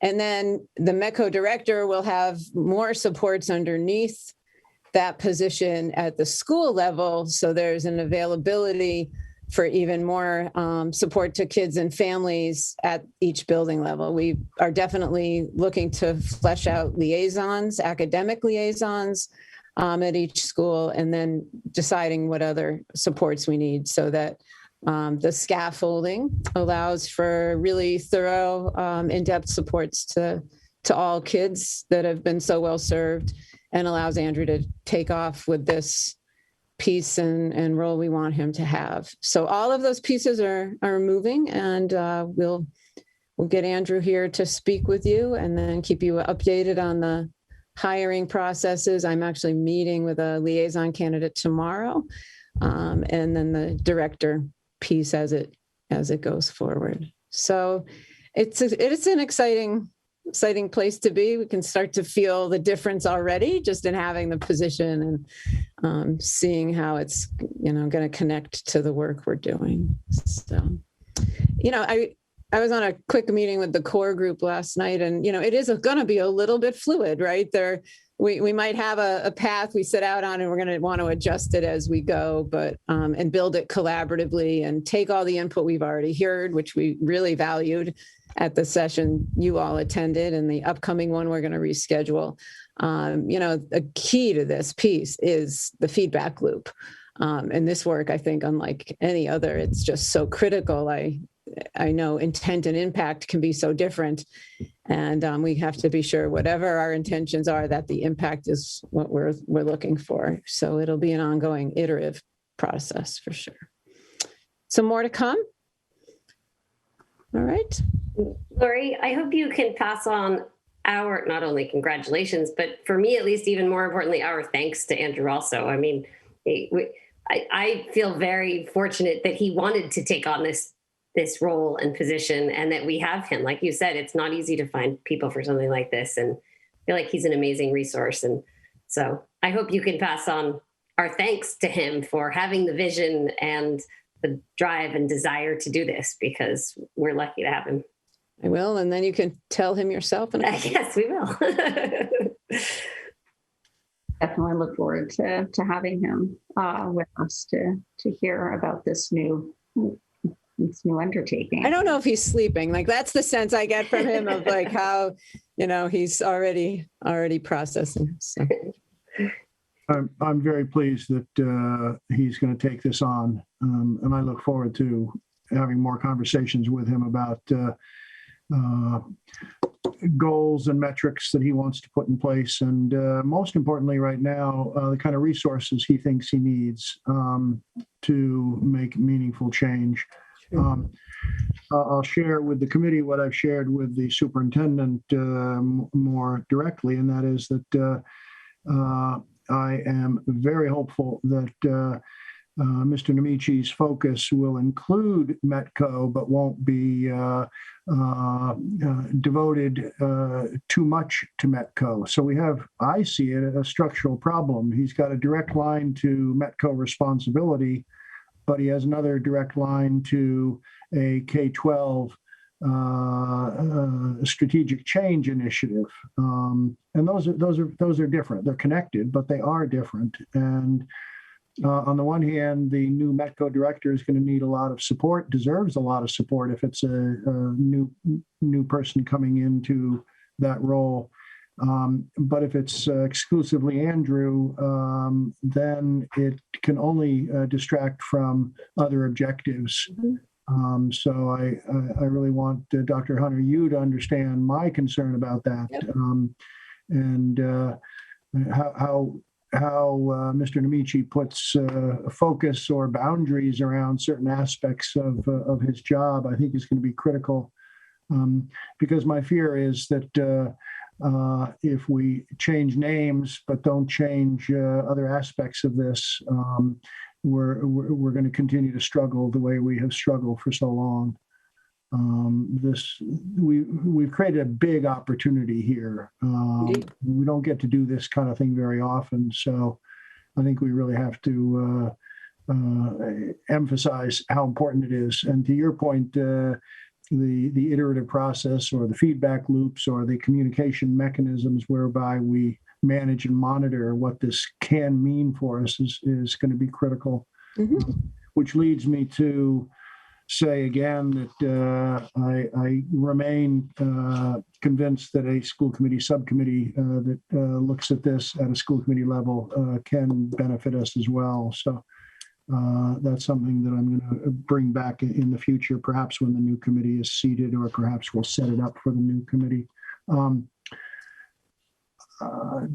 Finally, we almost pulled together a second community session for purposes of a community-wide dialogue. You've got one specifically for our Boston parents tomorrow. And I don't want to let that one drop off the radar. And I know you don't either, Dr. Hunter. Correct. So we're working on that date, get through, find that right time where we avoid conflicts and be as accessible to everyone. So I would say by the third week or so of May, we'll be ready to do that. Okay. Thank you.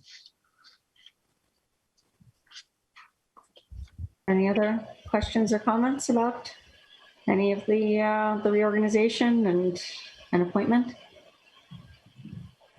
So I just remember from our last meeting that the only real work done with our consultants is the survey with the seniors. Is that kind of a correct takeaway? For this spring, yes, that's correct. So is it possible for us to get a copy of the survey? I assume it's getting done pretty soon. Yeah, sure. No, absolutely. And then, I agree with Heather and Courts. I look forward to having, I'm really excited to have a dialogue with Mr. Namichi about how we move forward and perhaps a little more detail on what his expectations are. And I know I agree it needs to be somewhat fluid, but on the other hand, working with consultants needs to have structure and clear measurement and goals, and otherwise, you won't be successful. Yes. So yeah, if we get a copy of the survey and sort of get an outlook from Andrew about what he sees for the next, short term. Yeah, and I think you'll hear outlook. I think you'll hear structure. I think you'll hear vision. I think, you'll hear all the base, the foundations that we need to then get started, and the pillars under which each category of work is going to fall. So, good. Thank you. I just wanted to add that this is very important work, and I'm really excited that Andrew decided to step into this role as a big part of success in programs that are so sensitive is that trust, those bridges that he has already built with the students, with the faculty, understanding where is the culture of Concord and our students, and what are the needs. So I'm really looking forward to seeing him come in and hit the ground running. So looking forward to this, and it's really a process that it can be ordered from top down. It's a grassroots. It grows through grassroots connections, human connections, and associations, and those conversations. And so I'm really excited that we have someone with his background and his and already those human connections in place. Okay, just wanted to say that I have a high regard for Andrew, and I admire and appreciate the work that he has been doing for us since he joined.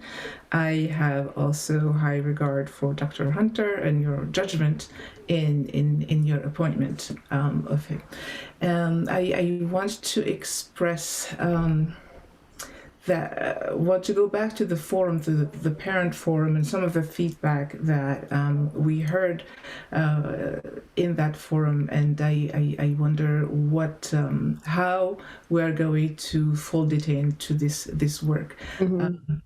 I think it would have done justice to Andrew had we done a nationwide search and decided that Andrew was the candidate for us. I think he, compared to other candidates, I think it would have done justice to him. But I do understand, Dr. Hunter, you're hearing from other superintendents that the pool is not that wide.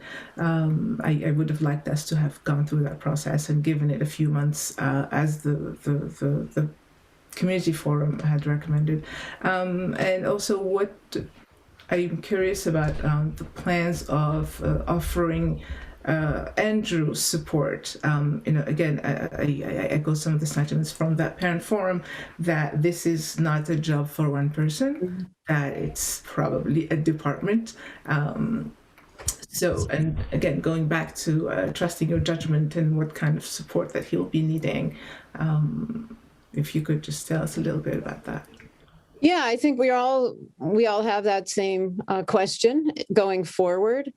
I honestly feel like we need to let Andrew become in the position to get into the position, bring us his, he needs an entry plan, just like every position typically would in leadership, where he's really taking in, and obviously he has the benefit of some background experience, but I feel strongly he needs to do it with this new lens on, that he's not, doing an entry plan as METCO director, he's doing an entry plan as director of DEI.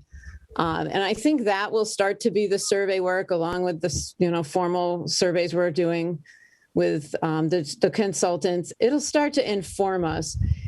I think we may get to a place where there needs to be other people designated as, we heard the suggestions of someone targeting elementary, someone targeting secondary. I think we may get to that place. I don't want to rush to that until we've done the work and let him, really build that entry piece to understand how the pillars of the work, and once you hear the categories and targeted areas that we're going to be looking to, how does that fit? Because what the other part of what we know is this has to also be work that's done collaboratively across all of the leadership positions, working directly with teachers and such. And so to what range can the position reach that initially? And then where do we need other hands? Do we need other hands? So I think that's part of the work this early days, is to really understand the supports that he's going to need. I don't want to act like I don't know that answer yet. I think it's likely he may need more support. That's probably very accurate, but I think we want to let him get started and really understand what best supports it would be. I'd hate to rush to put things in without really being clear on what the purpose is going to be. So more to come on that. I heard it loud and clear too, and certainly share the question of what does the support work look like.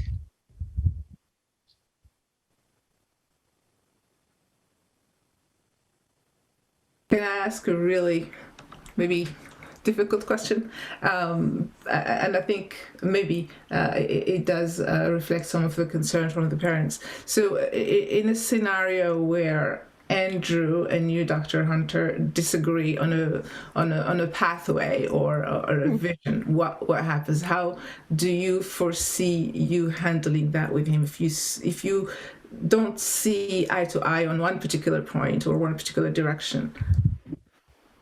So I'm smiling because that's already happened.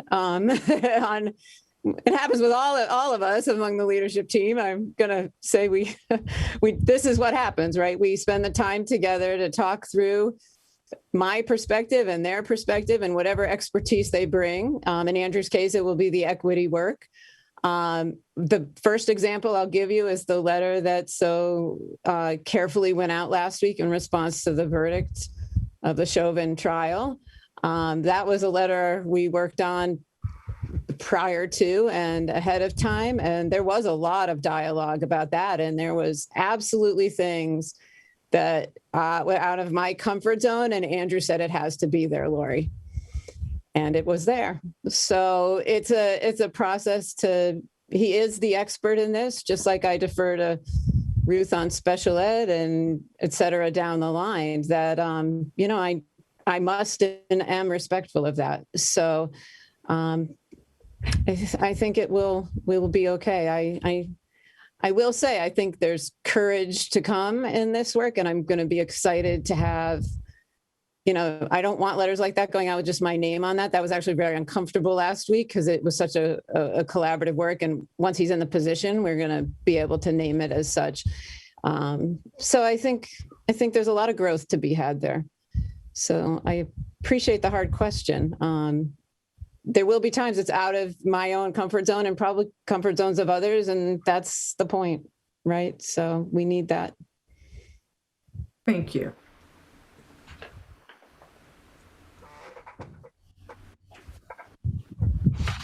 Okay.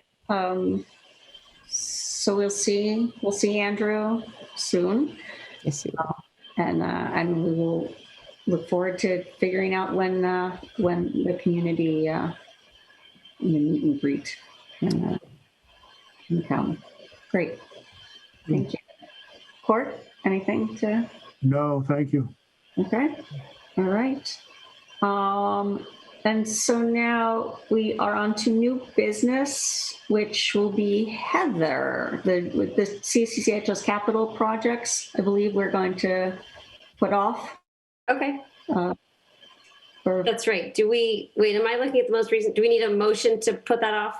Or is that not on the most recent agenda? I might not. It is on the most recent agenda. I move that we take item 8A, CCHS capital projects, and postpone it until our May 11 meeting, unless there's one scheduled prior.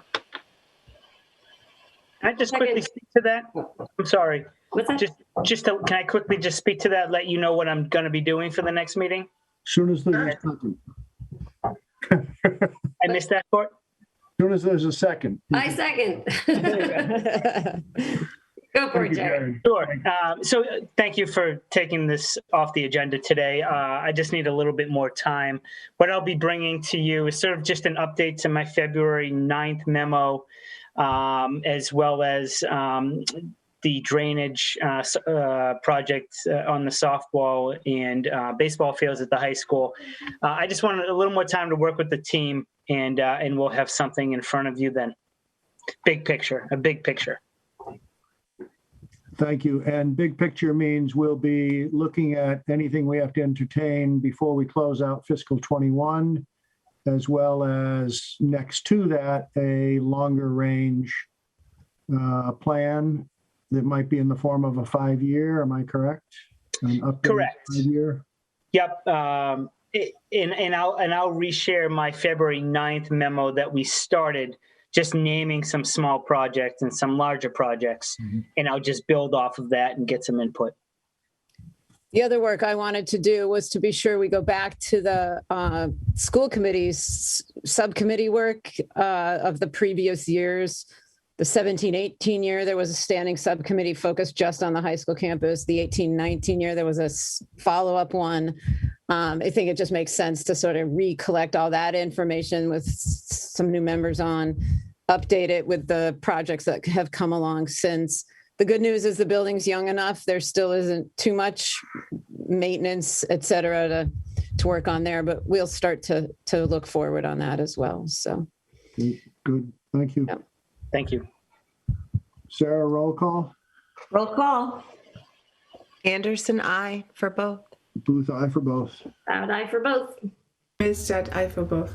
Mustafi, aye for region. Rainy eye for regions. This is just the region, right? Oh, forgive me. Oh, yeah. Oh, yeah. We're all for the region too then. Again. Wilson for region. Thank you. Okay. Heather. Okay, we're on then. Yes. And I'll say it's Alexa and I together. So I'll start off just with a quick intro and then I can share screen for a minute. It's exciting we're doing this now. We're going to talk about the yearly evaluation process that we do with our superintendent. To me, it's exciting because it's an opportunity for us to thank Lori and validate what an amazing superintendent we have. And there's a whole process around this. So we've all talked about it before. We talked about it at the beginning of the year at a high level as we outlined her goals, and we agreed on a process. So what I'm going to do is pull up that process and review it.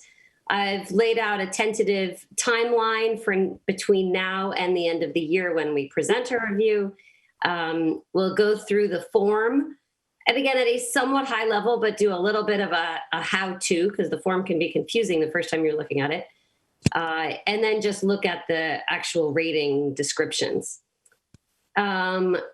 So, and at the beginning of the year, when we assigned ourselves to lots of different things, we assigned Alexa and myself to do this. So, and Eva's also helped with it a lot because she was involved last year and I dragged her in a little bit by mistake. But Alexa and I are going to be primarily coordinating this process between now and the end of the year. So we'll go through this. And I want to say, in case I forget later, we'll do somewhat high level today so that we're not taking a long time, but I'm also happy to spend individual time with anyone, as you work through it, before you're looking at it, whatever it may be, because especially for those newer members, it's a kind of weird, confusing form and process the first time you go through it. So I don't want this to seem like, oh my gosh, we're skimming through it and I don't get it, because this is the big meeting. So I'm happy to spend individual time with anyone. I just want to put that out there. And I just want to jump in before you, just to make the point. Yeah, I highly recommend. It is a really weird and not friendly form. I'll just say that. So I highly recommend that you open it as soon as possible and pretend to go through it. And you're going to have questions. So ask them as soon as possible, because otherwise you're going to be sitting inside on a beautiful day. Yeah. It's a very good point. Yeah, that is a good point. Yes. And I'll validate that even just Heather and I's private kickoff meeting, I felt I got a private tutoring on this, and I do feel it was helpful. Okay. To anyone who needed it. Great. So I'm going to share screen now. Hopefully that's coming up. Okay. Can you all see the superintendent evaluation process document there? Is that big enough? Do you want me to zoom it a little? If it's big enough for me, I'm blind. It's big enough for everyone. Okay. There we go. Okay. So what I'll do, we'll stay high level at first because this is something we went through back in the fall. But as you all remember, there was the standard form that DESE provided in 2012, and then they provided a new one in 2019. We had the option of adopting it or not. We decided to adopt it. The primary difference is that in the indicators that we rate, we now specify focus indicators and choose those to rate instead of doing all of them, which makes a lot more sense because all of them is just a lot and gets confusing. So we adopted that, the process that we all agreed on. We've been through most of it, as we know. We agreed on the goals. We did our mid-year review discussions in January, and now we're starting the spring part leading to the end of year evaluation, the final evaluation. So again, unless there are questions, I'll keep going to our timeline for now. So this is everything that I just went through, we all agreed on and approved back in the fall. Now I'm showing you recommended dates and timeframes. So I want to make sure it makes sense to everybody. The first thing is that first thing, everybody can do their own reviews like Cynthia recommended. First official piece is that the superintendent always provides us something to show us what she has done all year towards her goals. This year, because she has been so organized and we've coordinated it all together through the superintendent reports, the collection of superintendent reports actually becomes her automatic overview of everything she's done towards her goals.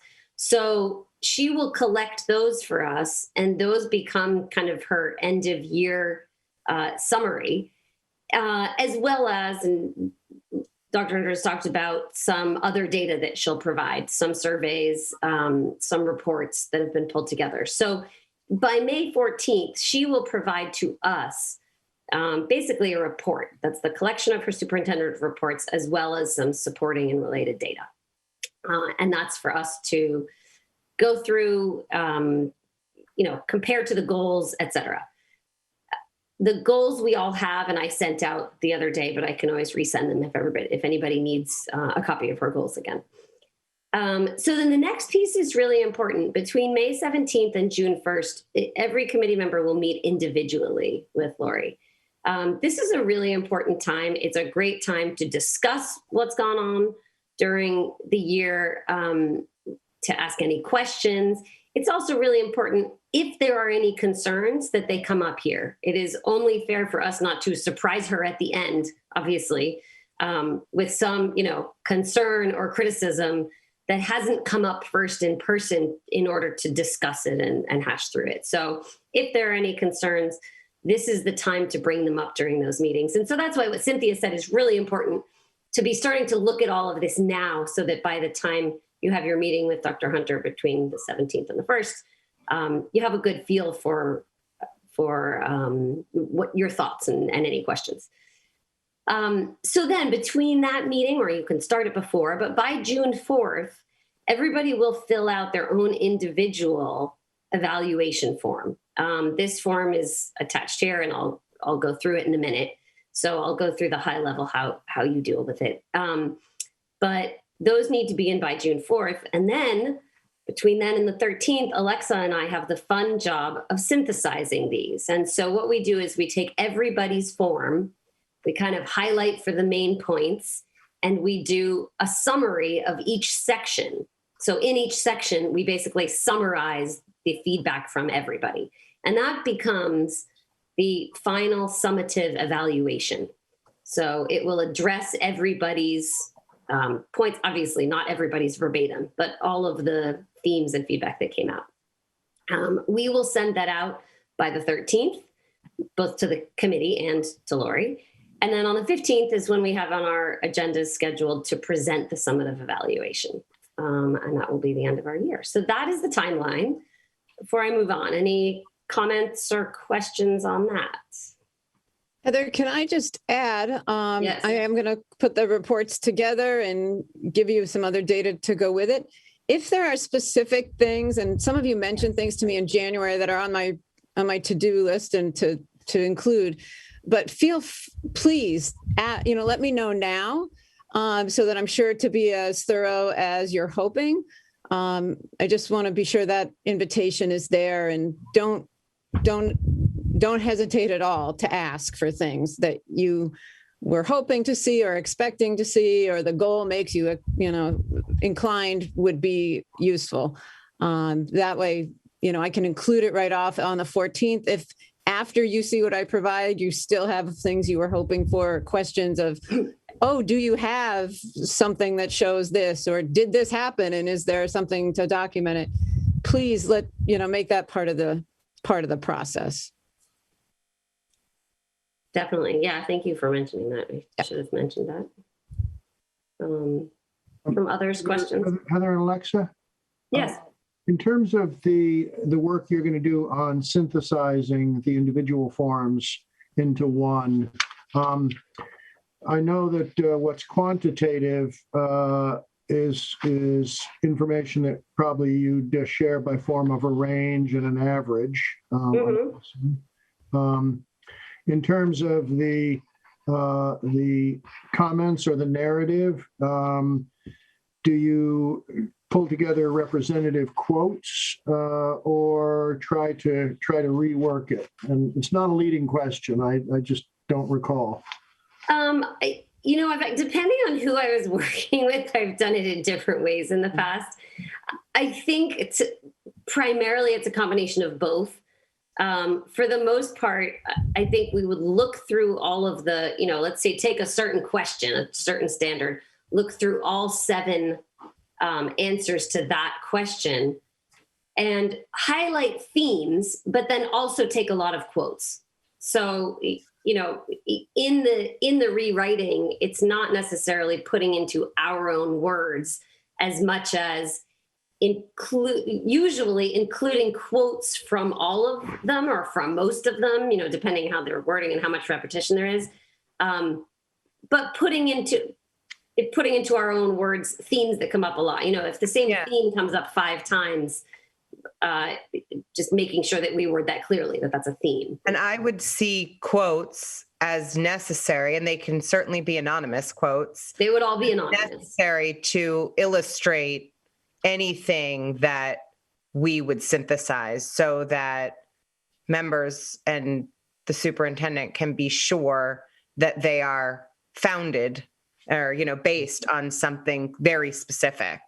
But again, I think it's important for brevity and clarity to summarize them. And yes, like that will be something that we write, but then again, to illustrate what is written, I think quotes would be very helpful, if not necessary. Yeah, I think they are. And those quotes will be in quotes. So you will know what's coming directly, what's being pulled directly from somebody's individual evaluation. And like Alexa said, they will all be anonymous. We're not going to identify who said what, purely that there are quotes. All right, and you made the earlier point that we'll all have an individual time with Lori. So, right. As with so many things, we should minimize unexpecteds because we're trying to communicate as effectively as we do. Thank you. Thank you very much. Yeah, sure.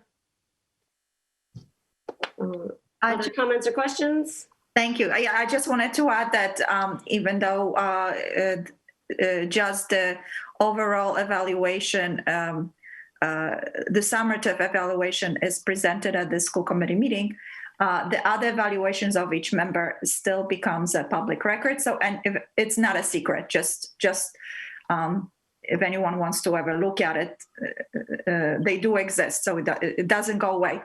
Our words are recorded. Yeah. And just wanted to add, Dr. Hunter is always very generous with her time, but making those appointments early, it doesn't seem that our year is slowing down, might be helpful. Definitely.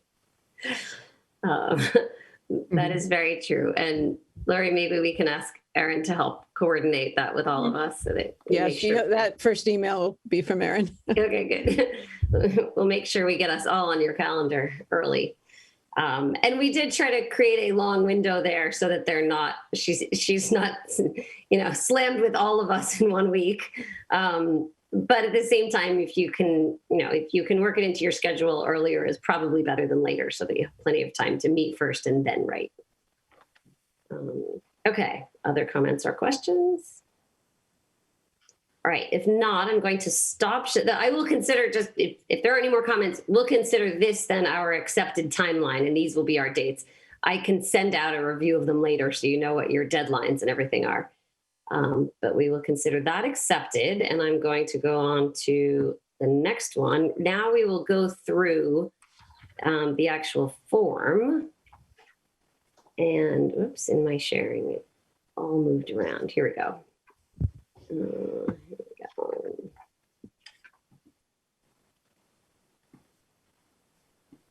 Okay, are you seeing the form? No, I'm not. Yeah. But okay, now I am too. There we go. Okay, so this is the form provided by Desi. I'm going to do my best to walk you through it so that it doesn't seem too confusing. At a high level, this form basically presents kind of the high level summary ratings and data first, which makes sense from the reader's perspective. Actually, to some extent, maybe it's designed for easy readership of the superintendents or who's being evaluated. That means as those filling it in, we don't actually start at the beginning, which is what can seem a little confusing or counterintuitive at first. What you're seeing in step 1 and step 2 are the high level kind of summary ratings for each of these categories of goals and each of the standards. Before you can actually fill those in, you need to do all the indicators and goals that build up to those. So as you're filling it out, you're going to skip right over the first page and actually skip right over the second page. The second page, in a way, is the biggest and most important. That where it says step 3, rate overall summative performance. That is your personal overall rating for the superintendent. So everything else adds up to that. So that's what you're going to do last. And step 4 are the comments relating to it. So again, you're going to save this one until last, and you're going to move on and basically start on page 3 now, right? You're going to start on page 3. So when you look at the overall form, the rest of it is broken out into 2 different types of rating. One is specifically on the superintendent's goals that we have all agreed to at the beginning of the year. That's this part on page 3 and going into page 4. The next, and I'll come back to this, the next are the 4 standards, which are just general performance standards for a superintendent. And then we'll go through those. So let me go back to the goals first. Those are the 2 parts, basically the 2 sections that you're going to be filling out, and you rate them each slightly differently. So in goals, I have pre-populated this with each of the specific goals that we all agreed on for Dr. Hunter in the fall. In addition, we've referenced the focus indicators. That will become more relevant down below when we're looking at the standards, but it's at least a reference point that connects them. It'll make more sense when you look at the standards. So for each of these, the goal has a category first on the left.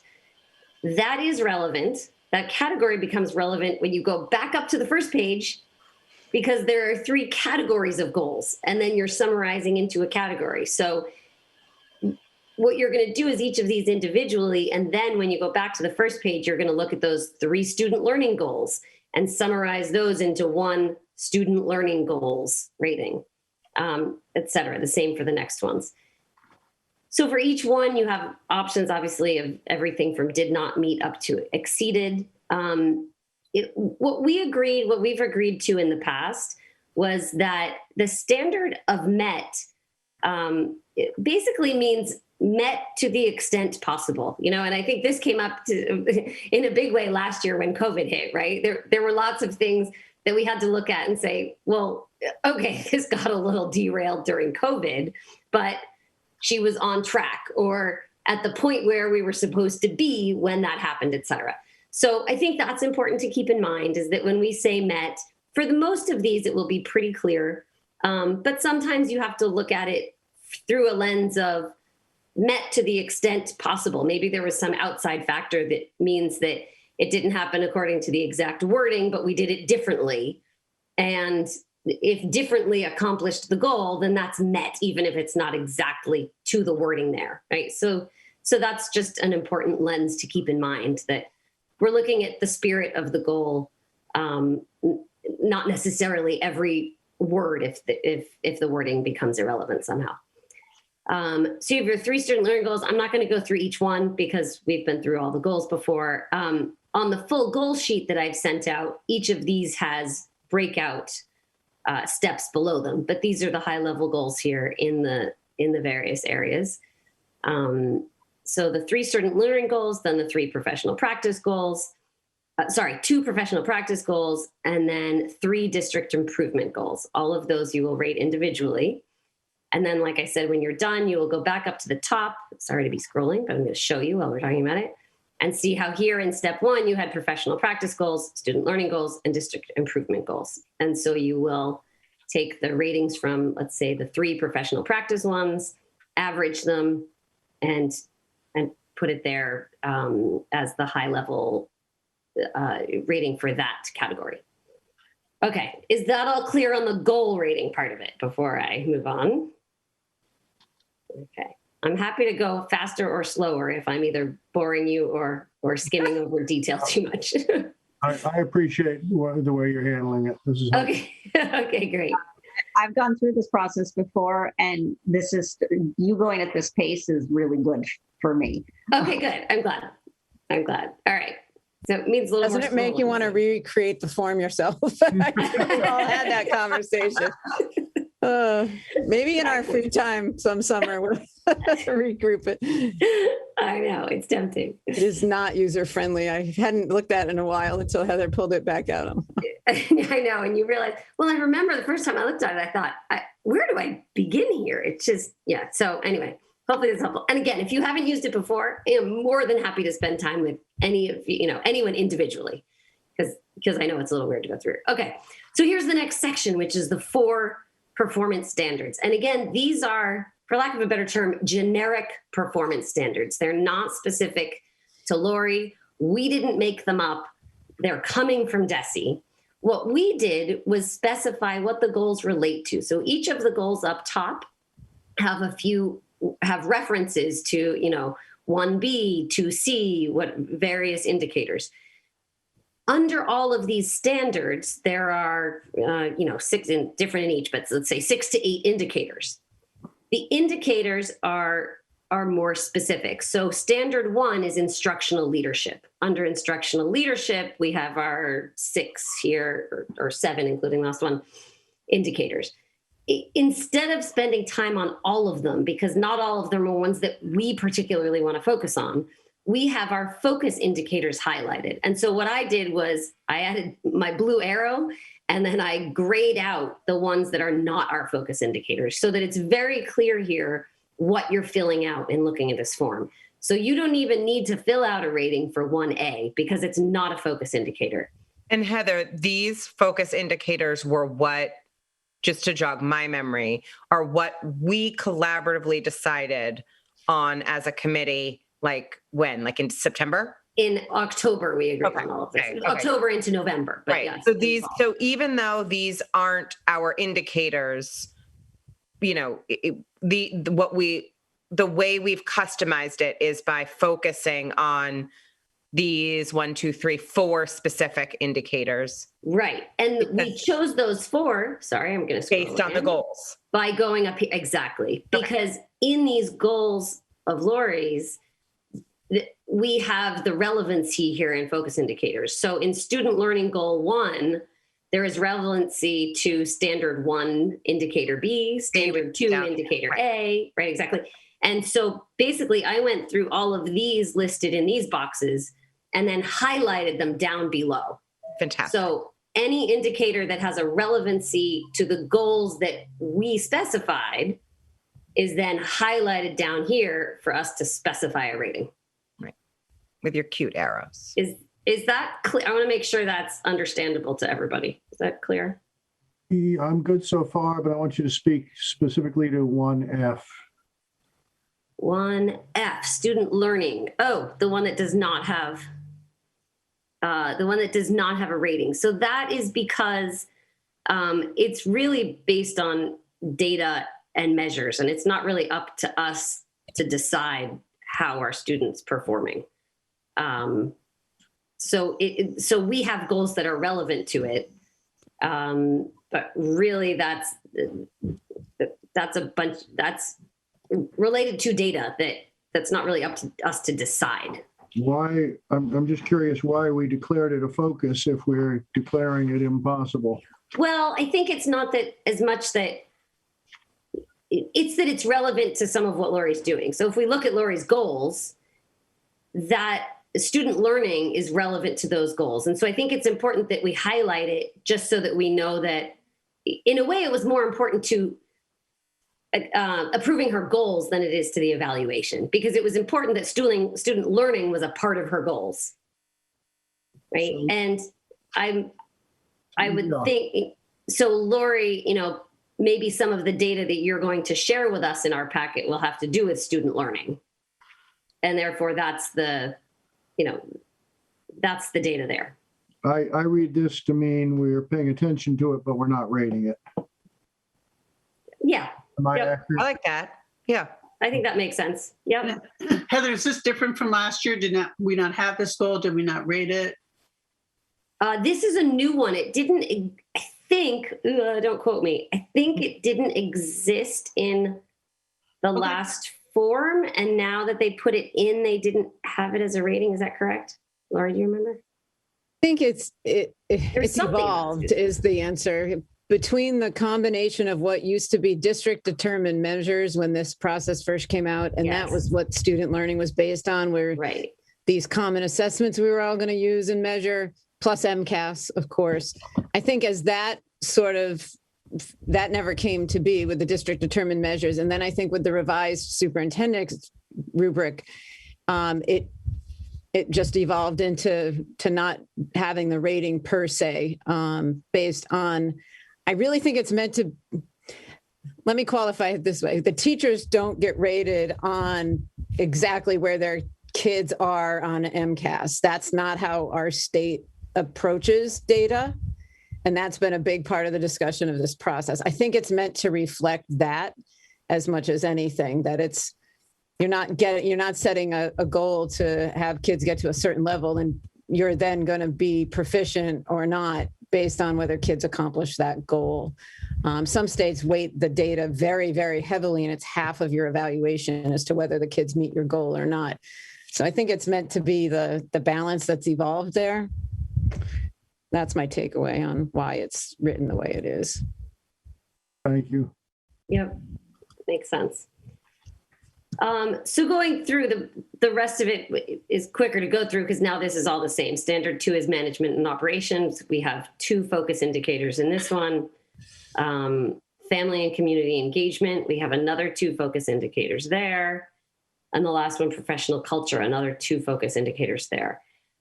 So those are the areas that we're going to rate. Under each of these, there's a space for comments. Checking boxes is one thing, but it's the comments that are really valuable, I think, especially to the superintendent. And we will look at all of those. And again, when we are aggregating all of this, we will take each section, we'll kind of average the scores of the check boxes, of course, and find the average and where it lands. But it's the comments where we will find themes and use quotes, etc. I think that's the last page. There's nothing else. So once you've done that, oh, sorry. Nope, you go first. So once you've filled out all of that, then again, you're going to go backwards, back up to your top page. And now you get back to page 1. And again, you have the high levels here. So you have that standard 1, standard 2, standard 3, standard 4, each of those. And you're going to take your average ratings within each of those standards and give the standard a rating. Okay. In terms of these ratings, I'm going to come back to those in a minute. I have a separate sheet that actually that describes each of the ratings so we can figure out how to rate. So I'm sure that's a question, but put that on hold for a second while we just look at kind of process. Once you've done all of that, now you have your high level goal analysis, your high level standard ratings, and you have the last page to do, page 2. And here's where you're going to give your overall summative performance rating and your overall comments.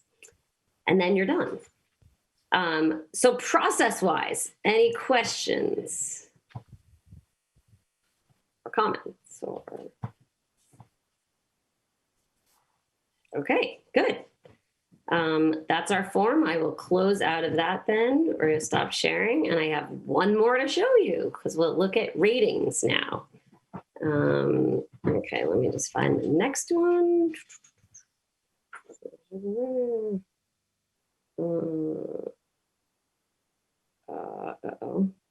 It was up here. Here we go.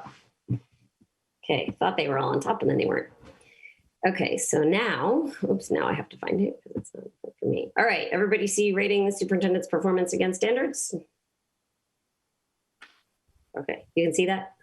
Yep. Yes, okay. Okay, so this is against the standards. Obviously, in goals, it's a little more clear. It's, met, close to met, exceeded, whatever it may be. These, I think, are a little more, I don't know if they're a little more subjective and therefore difficult to define sometimes. So the ratings against the standards, proficient is understood to be the most common and fully satisfactory rating. This is what basically all administrators are going for, to be at least proficient in everything that they're doing. It is considered to be a good, rigorous, expected level of performance. And I would also point out that it means overall proficient. It doesn't mean, perfection in every area. There might be questions or slight concerns here and there, but I think the big question is our superintendent proficient, generally proficient in this area, generally proficient as a superintendent? Even if there are maybe a few things to look at and discuss here and there. Exemplary is above and beyond that. So it's a rating for something where we see Dr. Hunter as a model for leaders regionally or statewide or anywhere. So it's something where she has gone above and beyond what would be expected of the typical superintendent. Needs improvement is an area that needs some looking at. And again, I point this out because I think some of our I don't even want to say debates, but misunderstandings in the past when different members look at these is, well, does that mean that, there was one little thing that maybe wasn't perfect and so therefore it could use improvement? Or does this mean a real issue? And I think it's important to point out that needs improvement is a little bit more of a red flag. It means, okay, we have some concerns about this area of leadership. And that's kind of how it's seen in the overall rating. So Heather, to me, I'm thinking of my kid's report card, right? So for this to me sort of tracks to the elementary level,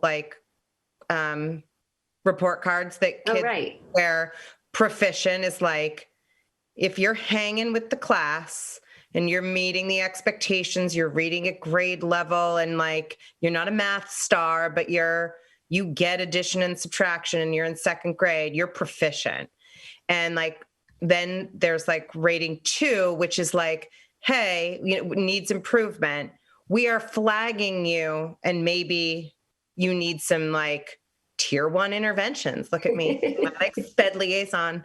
SPED liaison terms. You need a tier 1 intervention at this point. Are we thinking of it like that? I have a strong disagreement with what. Okay, good. No, I'm asking. Yes. To me, that's where my mind is going. That's the misunderstanding, I think, in doing this work. Okay. Talking about it. I think Heather did capture it pretty well when she explained proficient.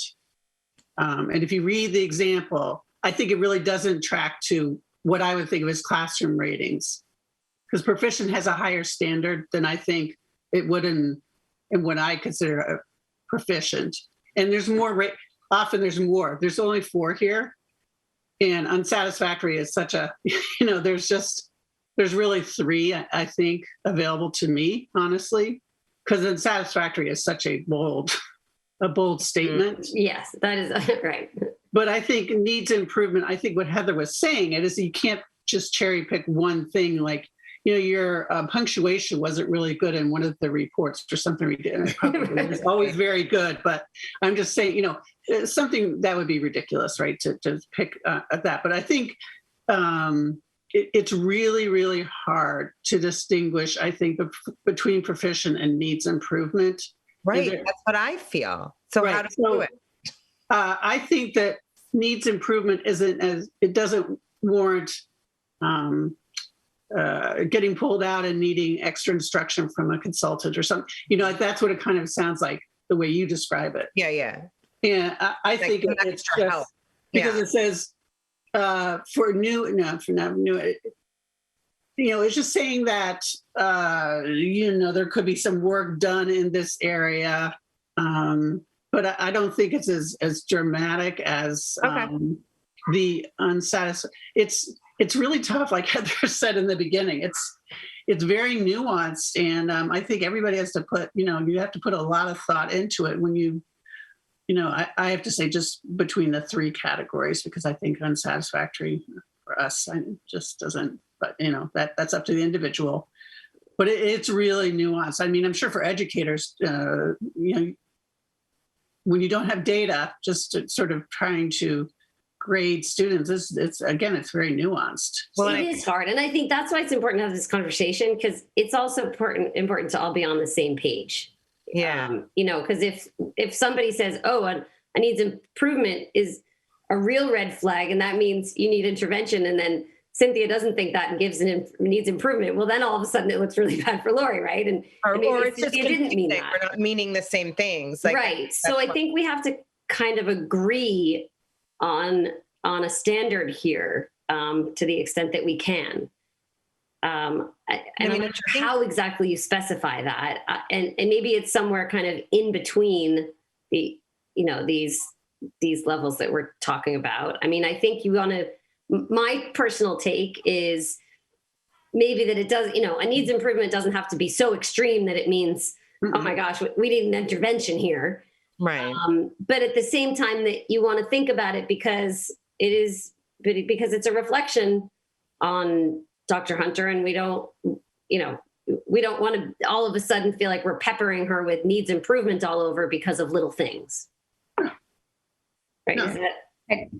someone, when I did my first one, someone who had been on the school committee for a while said, don't fear the needs improvement, right? Like it's a nudge more than a giant flag being waved about something. That most, and it's not like rating on Yelp or something where you want to give 5 because if you give 4, it's like, oh my God, there was food poisoning there, kind of, right? It's like we have to be. You really take that word exemplary and treat it for its value as exemplary, and the profession means it. Like you did a great job. Exemplary is, at least what I've understood, is that it's so much more, and needs improvement is there's something that could have been better, and that's true for anybody's performance on any rate. It's not expected that necessarily that everything's going to be exemplary or Well, and I think too, it makes the qualitative sections where, to Court's point, we can pull quotes to demonstrate and support the rating. It makes those qualitative areas important.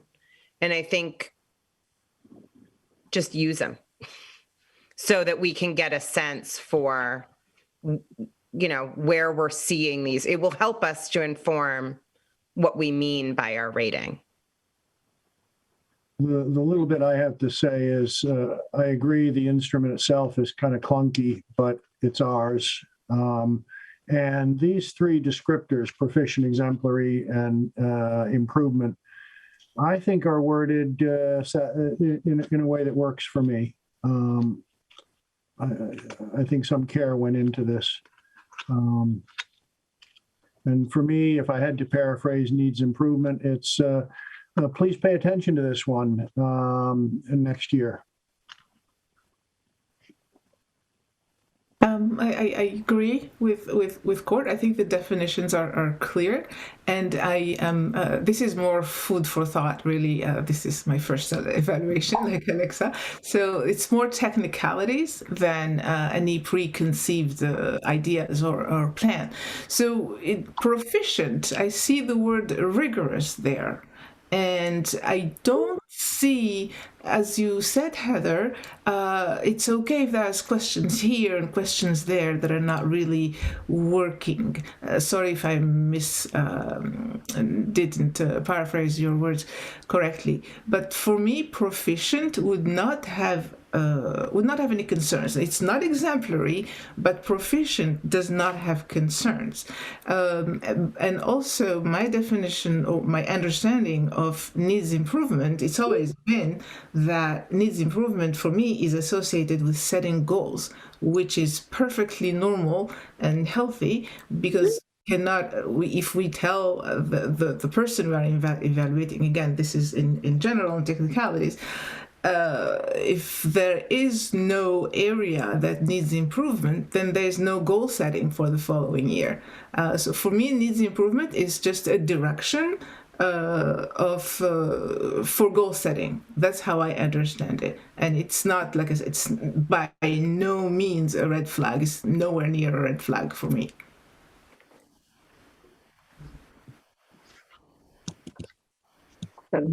So we're all in agreement that, Yeah, I want to thank Heather and Alexa for putting this together for us. Even though some of us have done this before, I think resetting it every year is necessary for us and fair for the process. I think it is, and I know you're wrapping up. I was just trying to comment and realized I was on mute. I just want to make sure that we're not kind of each going in different directions, because I think I just heard some different things from each of us. Because needs improvement as a way to establish goal setting is different from I have a concern. And so I just want to make sure that we are all kind of on the same page here. Fatima, I completely get you and agree with you in terms of a needs improvement is a good way to focus goals. That obviously if there is something that needs improvement, that should be a goal for next year or a focus area, whatever it may be, whether it's a high level goal. But I wouldn't I wouldn't want to use that as a way to determine goals. There could be something that's going great this year that continues to be a district goal next year, but that doesn't mean it needs improvement now. So I just want to make sure we're on the same page there. I wouldn't want to use needs improvement as a way to say, okay, this is what we want to keep working on next year. And that is, and so I'll call those needs improvements so that they become goals. I think goal setting can happen individually from that. Does that make sense? I think if correcting me if I'm wrong again, I think that most of us do agree on that needs improvement definition, that it's not problematic. I think we are on the same. Sure, it all says that it's not unsatisfactory. I think where I struggle with is again, and I'm too nuanced. I'm sure of it, but where you say improvement is necessary, and that's their wording, not mine, and expected. So like, I can't think of a good example off the top of my head, but that's where I recognize that it's not unsatisfactory at this time, also their words. But I think it is, I think, yes, it's not necessarily to be taken as a poor rating, but I think it needs, I think, be mindful and considerate of that one sentence that you have to believe that improvement is necessary and expected, not just like, she's all right, but she could be marginally better. Necessary and expected to me has some gravitas to it.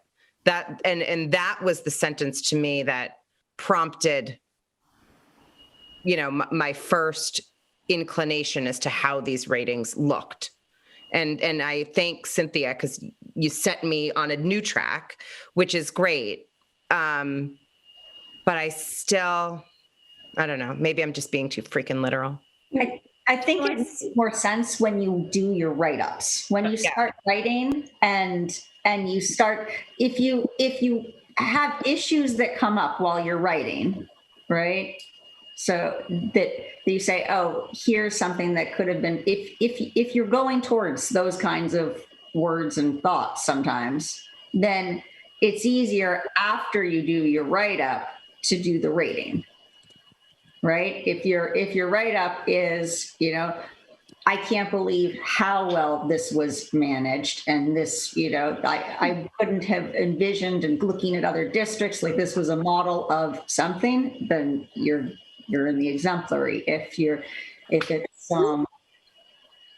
everything went great and there were no major issues, then you're in the proficient. And if here's something that I saw the superintendent struggling with, or that I felt didn't always come across as well as it, or whatever. I think when you do the write-ups, it's much easier to then check the boxes. Would other people agree? Yep. Yeah, I think that makes sense. I think that's very helpful the way you said it, Sarah. Very abstract like this. Right? No, it's right. And I've just never done it. So yeah, it's a journey. Thanks. Can't wait. This might be it. Could I hate that this is about me, but I wanted to offer one piece of the teacher evaluation. That's funny. I was just going to ask about that. And I was about to say, just because it's from the same set of regs, and I don't know, just so you hear the frame of reference that we have as educators on the other side, a teacher who needs improvement overall in standards 1 and 2 cannot get professional status, and they must go on a directed growth plan because the stakes get much higher, that it has to get better, or there's potential of bigger consequences. Overall, not down in the individual elements and indicators, but if it's an overall needs improvement, there are some pretty significant stakes attached. I've tried to hear these conversations and put that aside in the past, but just frame of reference for what the regulations say for teachers. I I wonder if the stakes there are more for the school, because when you decide to decide that an evaluation or performance warrants a professional status, then you're committing to this teacher for a number of years. Is that an accurate understanding of the stakes, the high stakes? Because then if you take them on for a number of years with the professional status, knowing that they had these weaknesses and didn't point them out, then it's a responsibility that you have to live with for years. I suppose. Yeah, I can't say for sure that that's the intent, because we think of it more. I'm hesitating because we think of it more of an annual process, regardless of where people are at. Developing educators go on a 1-year plan versus professional status goes on a 2-year plan. So there are other nuances that contribute. I think that's also relevant in the sense that this evaluation process is standard as part of the educational world here. And I think it's one thing for us to debate these things and the nuances.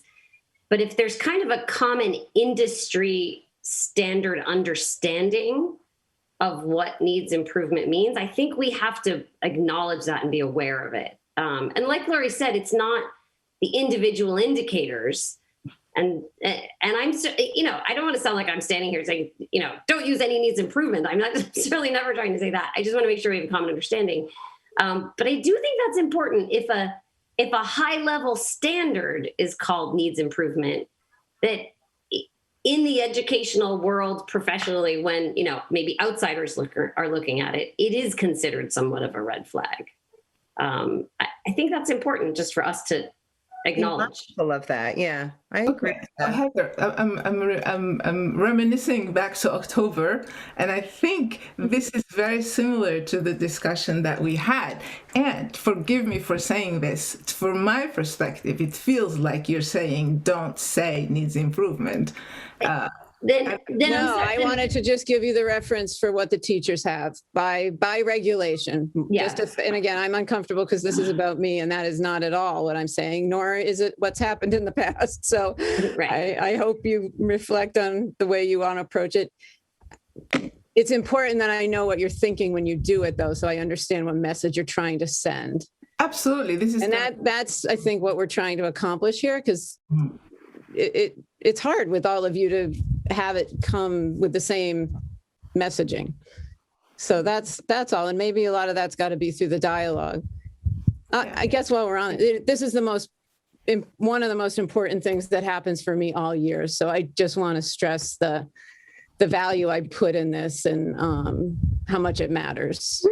So. If I may, I just wanted to add that during the MASC presentation, we usually spend actually a good amount of time explaining that the rating system and that difference between the needs improvement and proficient, because it seems that identifying what it really means is a struggle for a lot of school committee members. So I remember in those discussions, getting that explanation that needs improvement, and we should not be confusing with there is work that is continuously done that is not finished in just one cycle, and just because this work is not completed doesn't mean that the superintendent needs improvement. It doesn't coincide with that rating. It's I don't know if I'm even explaining it sufficiently, but that relationship to work that. Eva, do you think it would be worth Heather or I reaching out to Dorothy, our rep lady, to get some clarification? I actually do, because I remember at when I was onboarding the first year, this was also in my mind a question, and this was also a point of discussion. So it wasn't, we also didn't skim right through it, and it seems that we do the superintendent evaluation every year, but it's not an easy form. It's not, it's not self-explanatory. And then you are, trying to figure out the nuances. So it might be worth reaching out to MASC to I think that's a good idea. We'll do that. Alexa, you and I can coordinate and we'll do that. Perfect. They do have that's a great idea. workshop too. I think most of us did take that evaluation workshop with the MASC, right? I just want to say it is 7:30. I would have to excuse myself. Okay, before you go, I just wanted to say one thing, Fatima. I know it's 7:30. I only wanted to say to you, specifically, apologies to you if you took this as me telling you how to rate or not what to do. That was not the point at all. Yeah. It's only that in past years we have experienced discrepancies where people rated very differently, and so I just really wanted to get us all on the same page. So. No apologies needed at all. Address that. Because I was presenting a perspective. No apologies needed. We're brainstorming. Okay. So, yeah, none, no offense taken. Absolutely. All right. Thank you, and have a good evening, Fatima. Sorry. Thank you guys. Have a good night. Thanks, Fatima. Okay. I think, especially given that we're down one, I think we'll wrap that up then. And Alexa and I will follow up with Dorothy and maybe bring back some more feedback.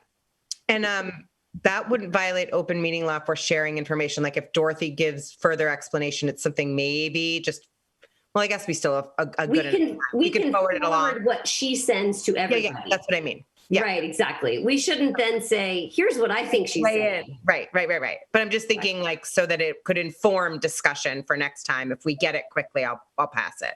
Definitely. Yeah. Great. Awesome. And I just sent a link to the two of you to a DESE webpage with 5 videos MASC made on reviewing, and I've never seen them before. Have you all seen them? I looked at some of them, actually. That's funny you say that. Okay. Yeah, well, maybe we'll share some of that with everyone also. Question, Heather, about the logistics. So I just looked at our remaining meetings for this fiscal year, and we don't have the 15th on our meeting list. Are we adding a meeting? I thought we did. That was when it was scheduled in an email that Sarah sent out to all of us, right? I think we were pulling the 22nd back to the 15th so that it happens before school is out to facilitate vacations for Jared and I. Yep. So I'm just going to say we have still probably a good amount of material to move through this year. And this takes up basically, I think, most of the meeting. And I think we're disingenuous if we try to slide in any other large amount of material. So I leave it to the chairs to balance all this out. And I agree. My other comment was going to be, I would like us to, as soon as possible, set the summer meeting schedule. Good idea. And not wait until June. And because I want people, I don't think we need a lot of meetings, or we need guidance from Lori to help us know about how much reentry meeting time we need for this year versus a lot less than last year. Right. I think in July it's pretty minimal. I would say maybe one meeting, just that off the top of my head. But yeah, about it. Yeah. And as a new committee, I think we do need a workshop. Sure. I think that's really important. It's not a lot of new members, but still, it's a new committee. So I'll just leave that. I know we try to set it with the new committee in June, but there's going to be so much else going on. And at some point, you're all going to be in the same room together, which I'm really excited about, I have to say. Yeah. I think that's a big positive. Okay. So can I just confirm? So I have in my meetings, notwithstanding the potential for that meeting on the 4th, I have the 11th. Is that still correct, of May? We have the 11th, correct. And I have the 25th of May. Mm-hmm. Marvelous. I have the 8th of June. Mm-hmm. And then now the 15th of June. Correct. But our website doesn't say that. Got it. So all right. Update that. We will update that tomorrow. Perfect. All right. And just be sure that we can fit everything in without having 6-hour meetings. What are you implying?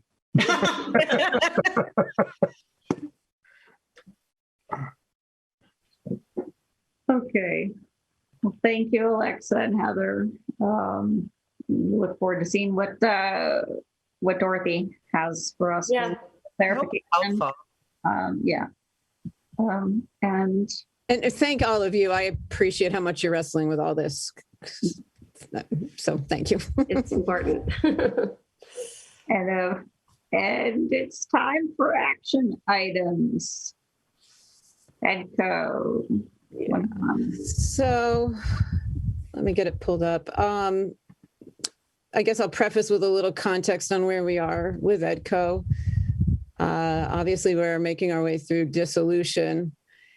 And really the timely piece is addressing the FY21 deficit, which is very significant. And so districts are each getting, through our assessments and percentage of the collaborative, being assessed based on that current deficit, which I don't have in front of me, but it's around $2 million at this point. So we have been invoiced for approximately, I could pull the actual numbers up and get them to you, approximately 70,000 per district. Much of our discussion as of late as a board has been trying to give districts options on when and how to pay the invoices. And Jared will weigh in that we would prefer, just as some others did, that we would like to pay it in FY21. Some districts may be in better standing to do it in FY22. So as a board, we're trying to create structures that allow options. So that's what this is intending. The Seaforth Fund is I'll equate it to a revolving account that was a one purpose only donation prior to. We've since changed the bylaw around the use of the fund and have been using it operationally. We've used all of it. And so this is meant to give it's meant to give EDCO a vehicle to take in the money in FY21. So the districts would pay their assessment. It would go into this Seaforth Fund, and then they could draw on it to utilize out the FY21 needs. I do expect there'll be another round of invoices coming before we're finished as they start closing more and more things out. But so each district had to bring the vote forward so that we could all agree that the Seaforth Fund could be a piece of the cash flow, essentially. And so that's what you're voting tonight, is that we could contribute, all districts could contribute to the Seaforth Fund in FY21, and then the executive director could continue to pay out the operational costs that we have. Just other quick updates is there's a lot of moving pieces and still a lot of unknowns. I am joining the finance subcommittee that meets next week, who is kind of navigating the first rounds of discussions on a number of topics. So that'll keep me close and give me some voice there. And then we're going to keep moving. It's complicated. I guess I'll leave it at that. There's a lot of layers to the dissolution process. So this is more of a procedural, you're allowing funds to go into that account and then to be used for FY21. I need help on the motion, Lori. So a couple of questions. I know I've spent some time on this before. Yeah. So forgive me if any of these are repeats. Is it necessary to direct our monies through the Seaforth Fund and not direct it straight to an operating fund maintained by EDCO? It's comparable to the region. There's no way to do that. So you've got to do another stopping point for the funds, or give permission to them and have them be allocated. What we're trying to do here is increase revenue, essentially. And we can't change the fiscal year 21 budget without a vote of every school committee. This is in the bylaw of EDCO, that the board doesn't have the authority to change it on their own without it going processed through. I'll be honest, Court, part of my answer is every meeting we have, we're getting direction on one thing, and sometimes we're getting new direction on the same topic.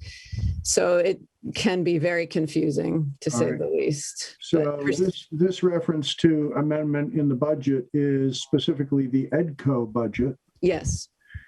But we don't vote on that budget. We simply accept fees because we are members. So it's a little unusual. We're amending a budget that we didn't adopt in the first place. I know. All right, just want to make it clear. I totally agree and am following what I was asked to do. All right. They provided us the language even at Coast Council. The practical result is, one, that EDCO can do this. And number two, that our finance director will redirect about $70,000 from each of the district's fiscal 21 accounts from where he might have directed it come June 30th to now the Seaforth Fund to, in effect, front load some of the costs that we're going to ultimately have to incur. Yeah, I mean, I think I'll separate those two things. The vote you're taking allows the EDCO side of that process to work. We actually still have ability here to not do it in FY21 if we chose to. We're going to recommend that you do.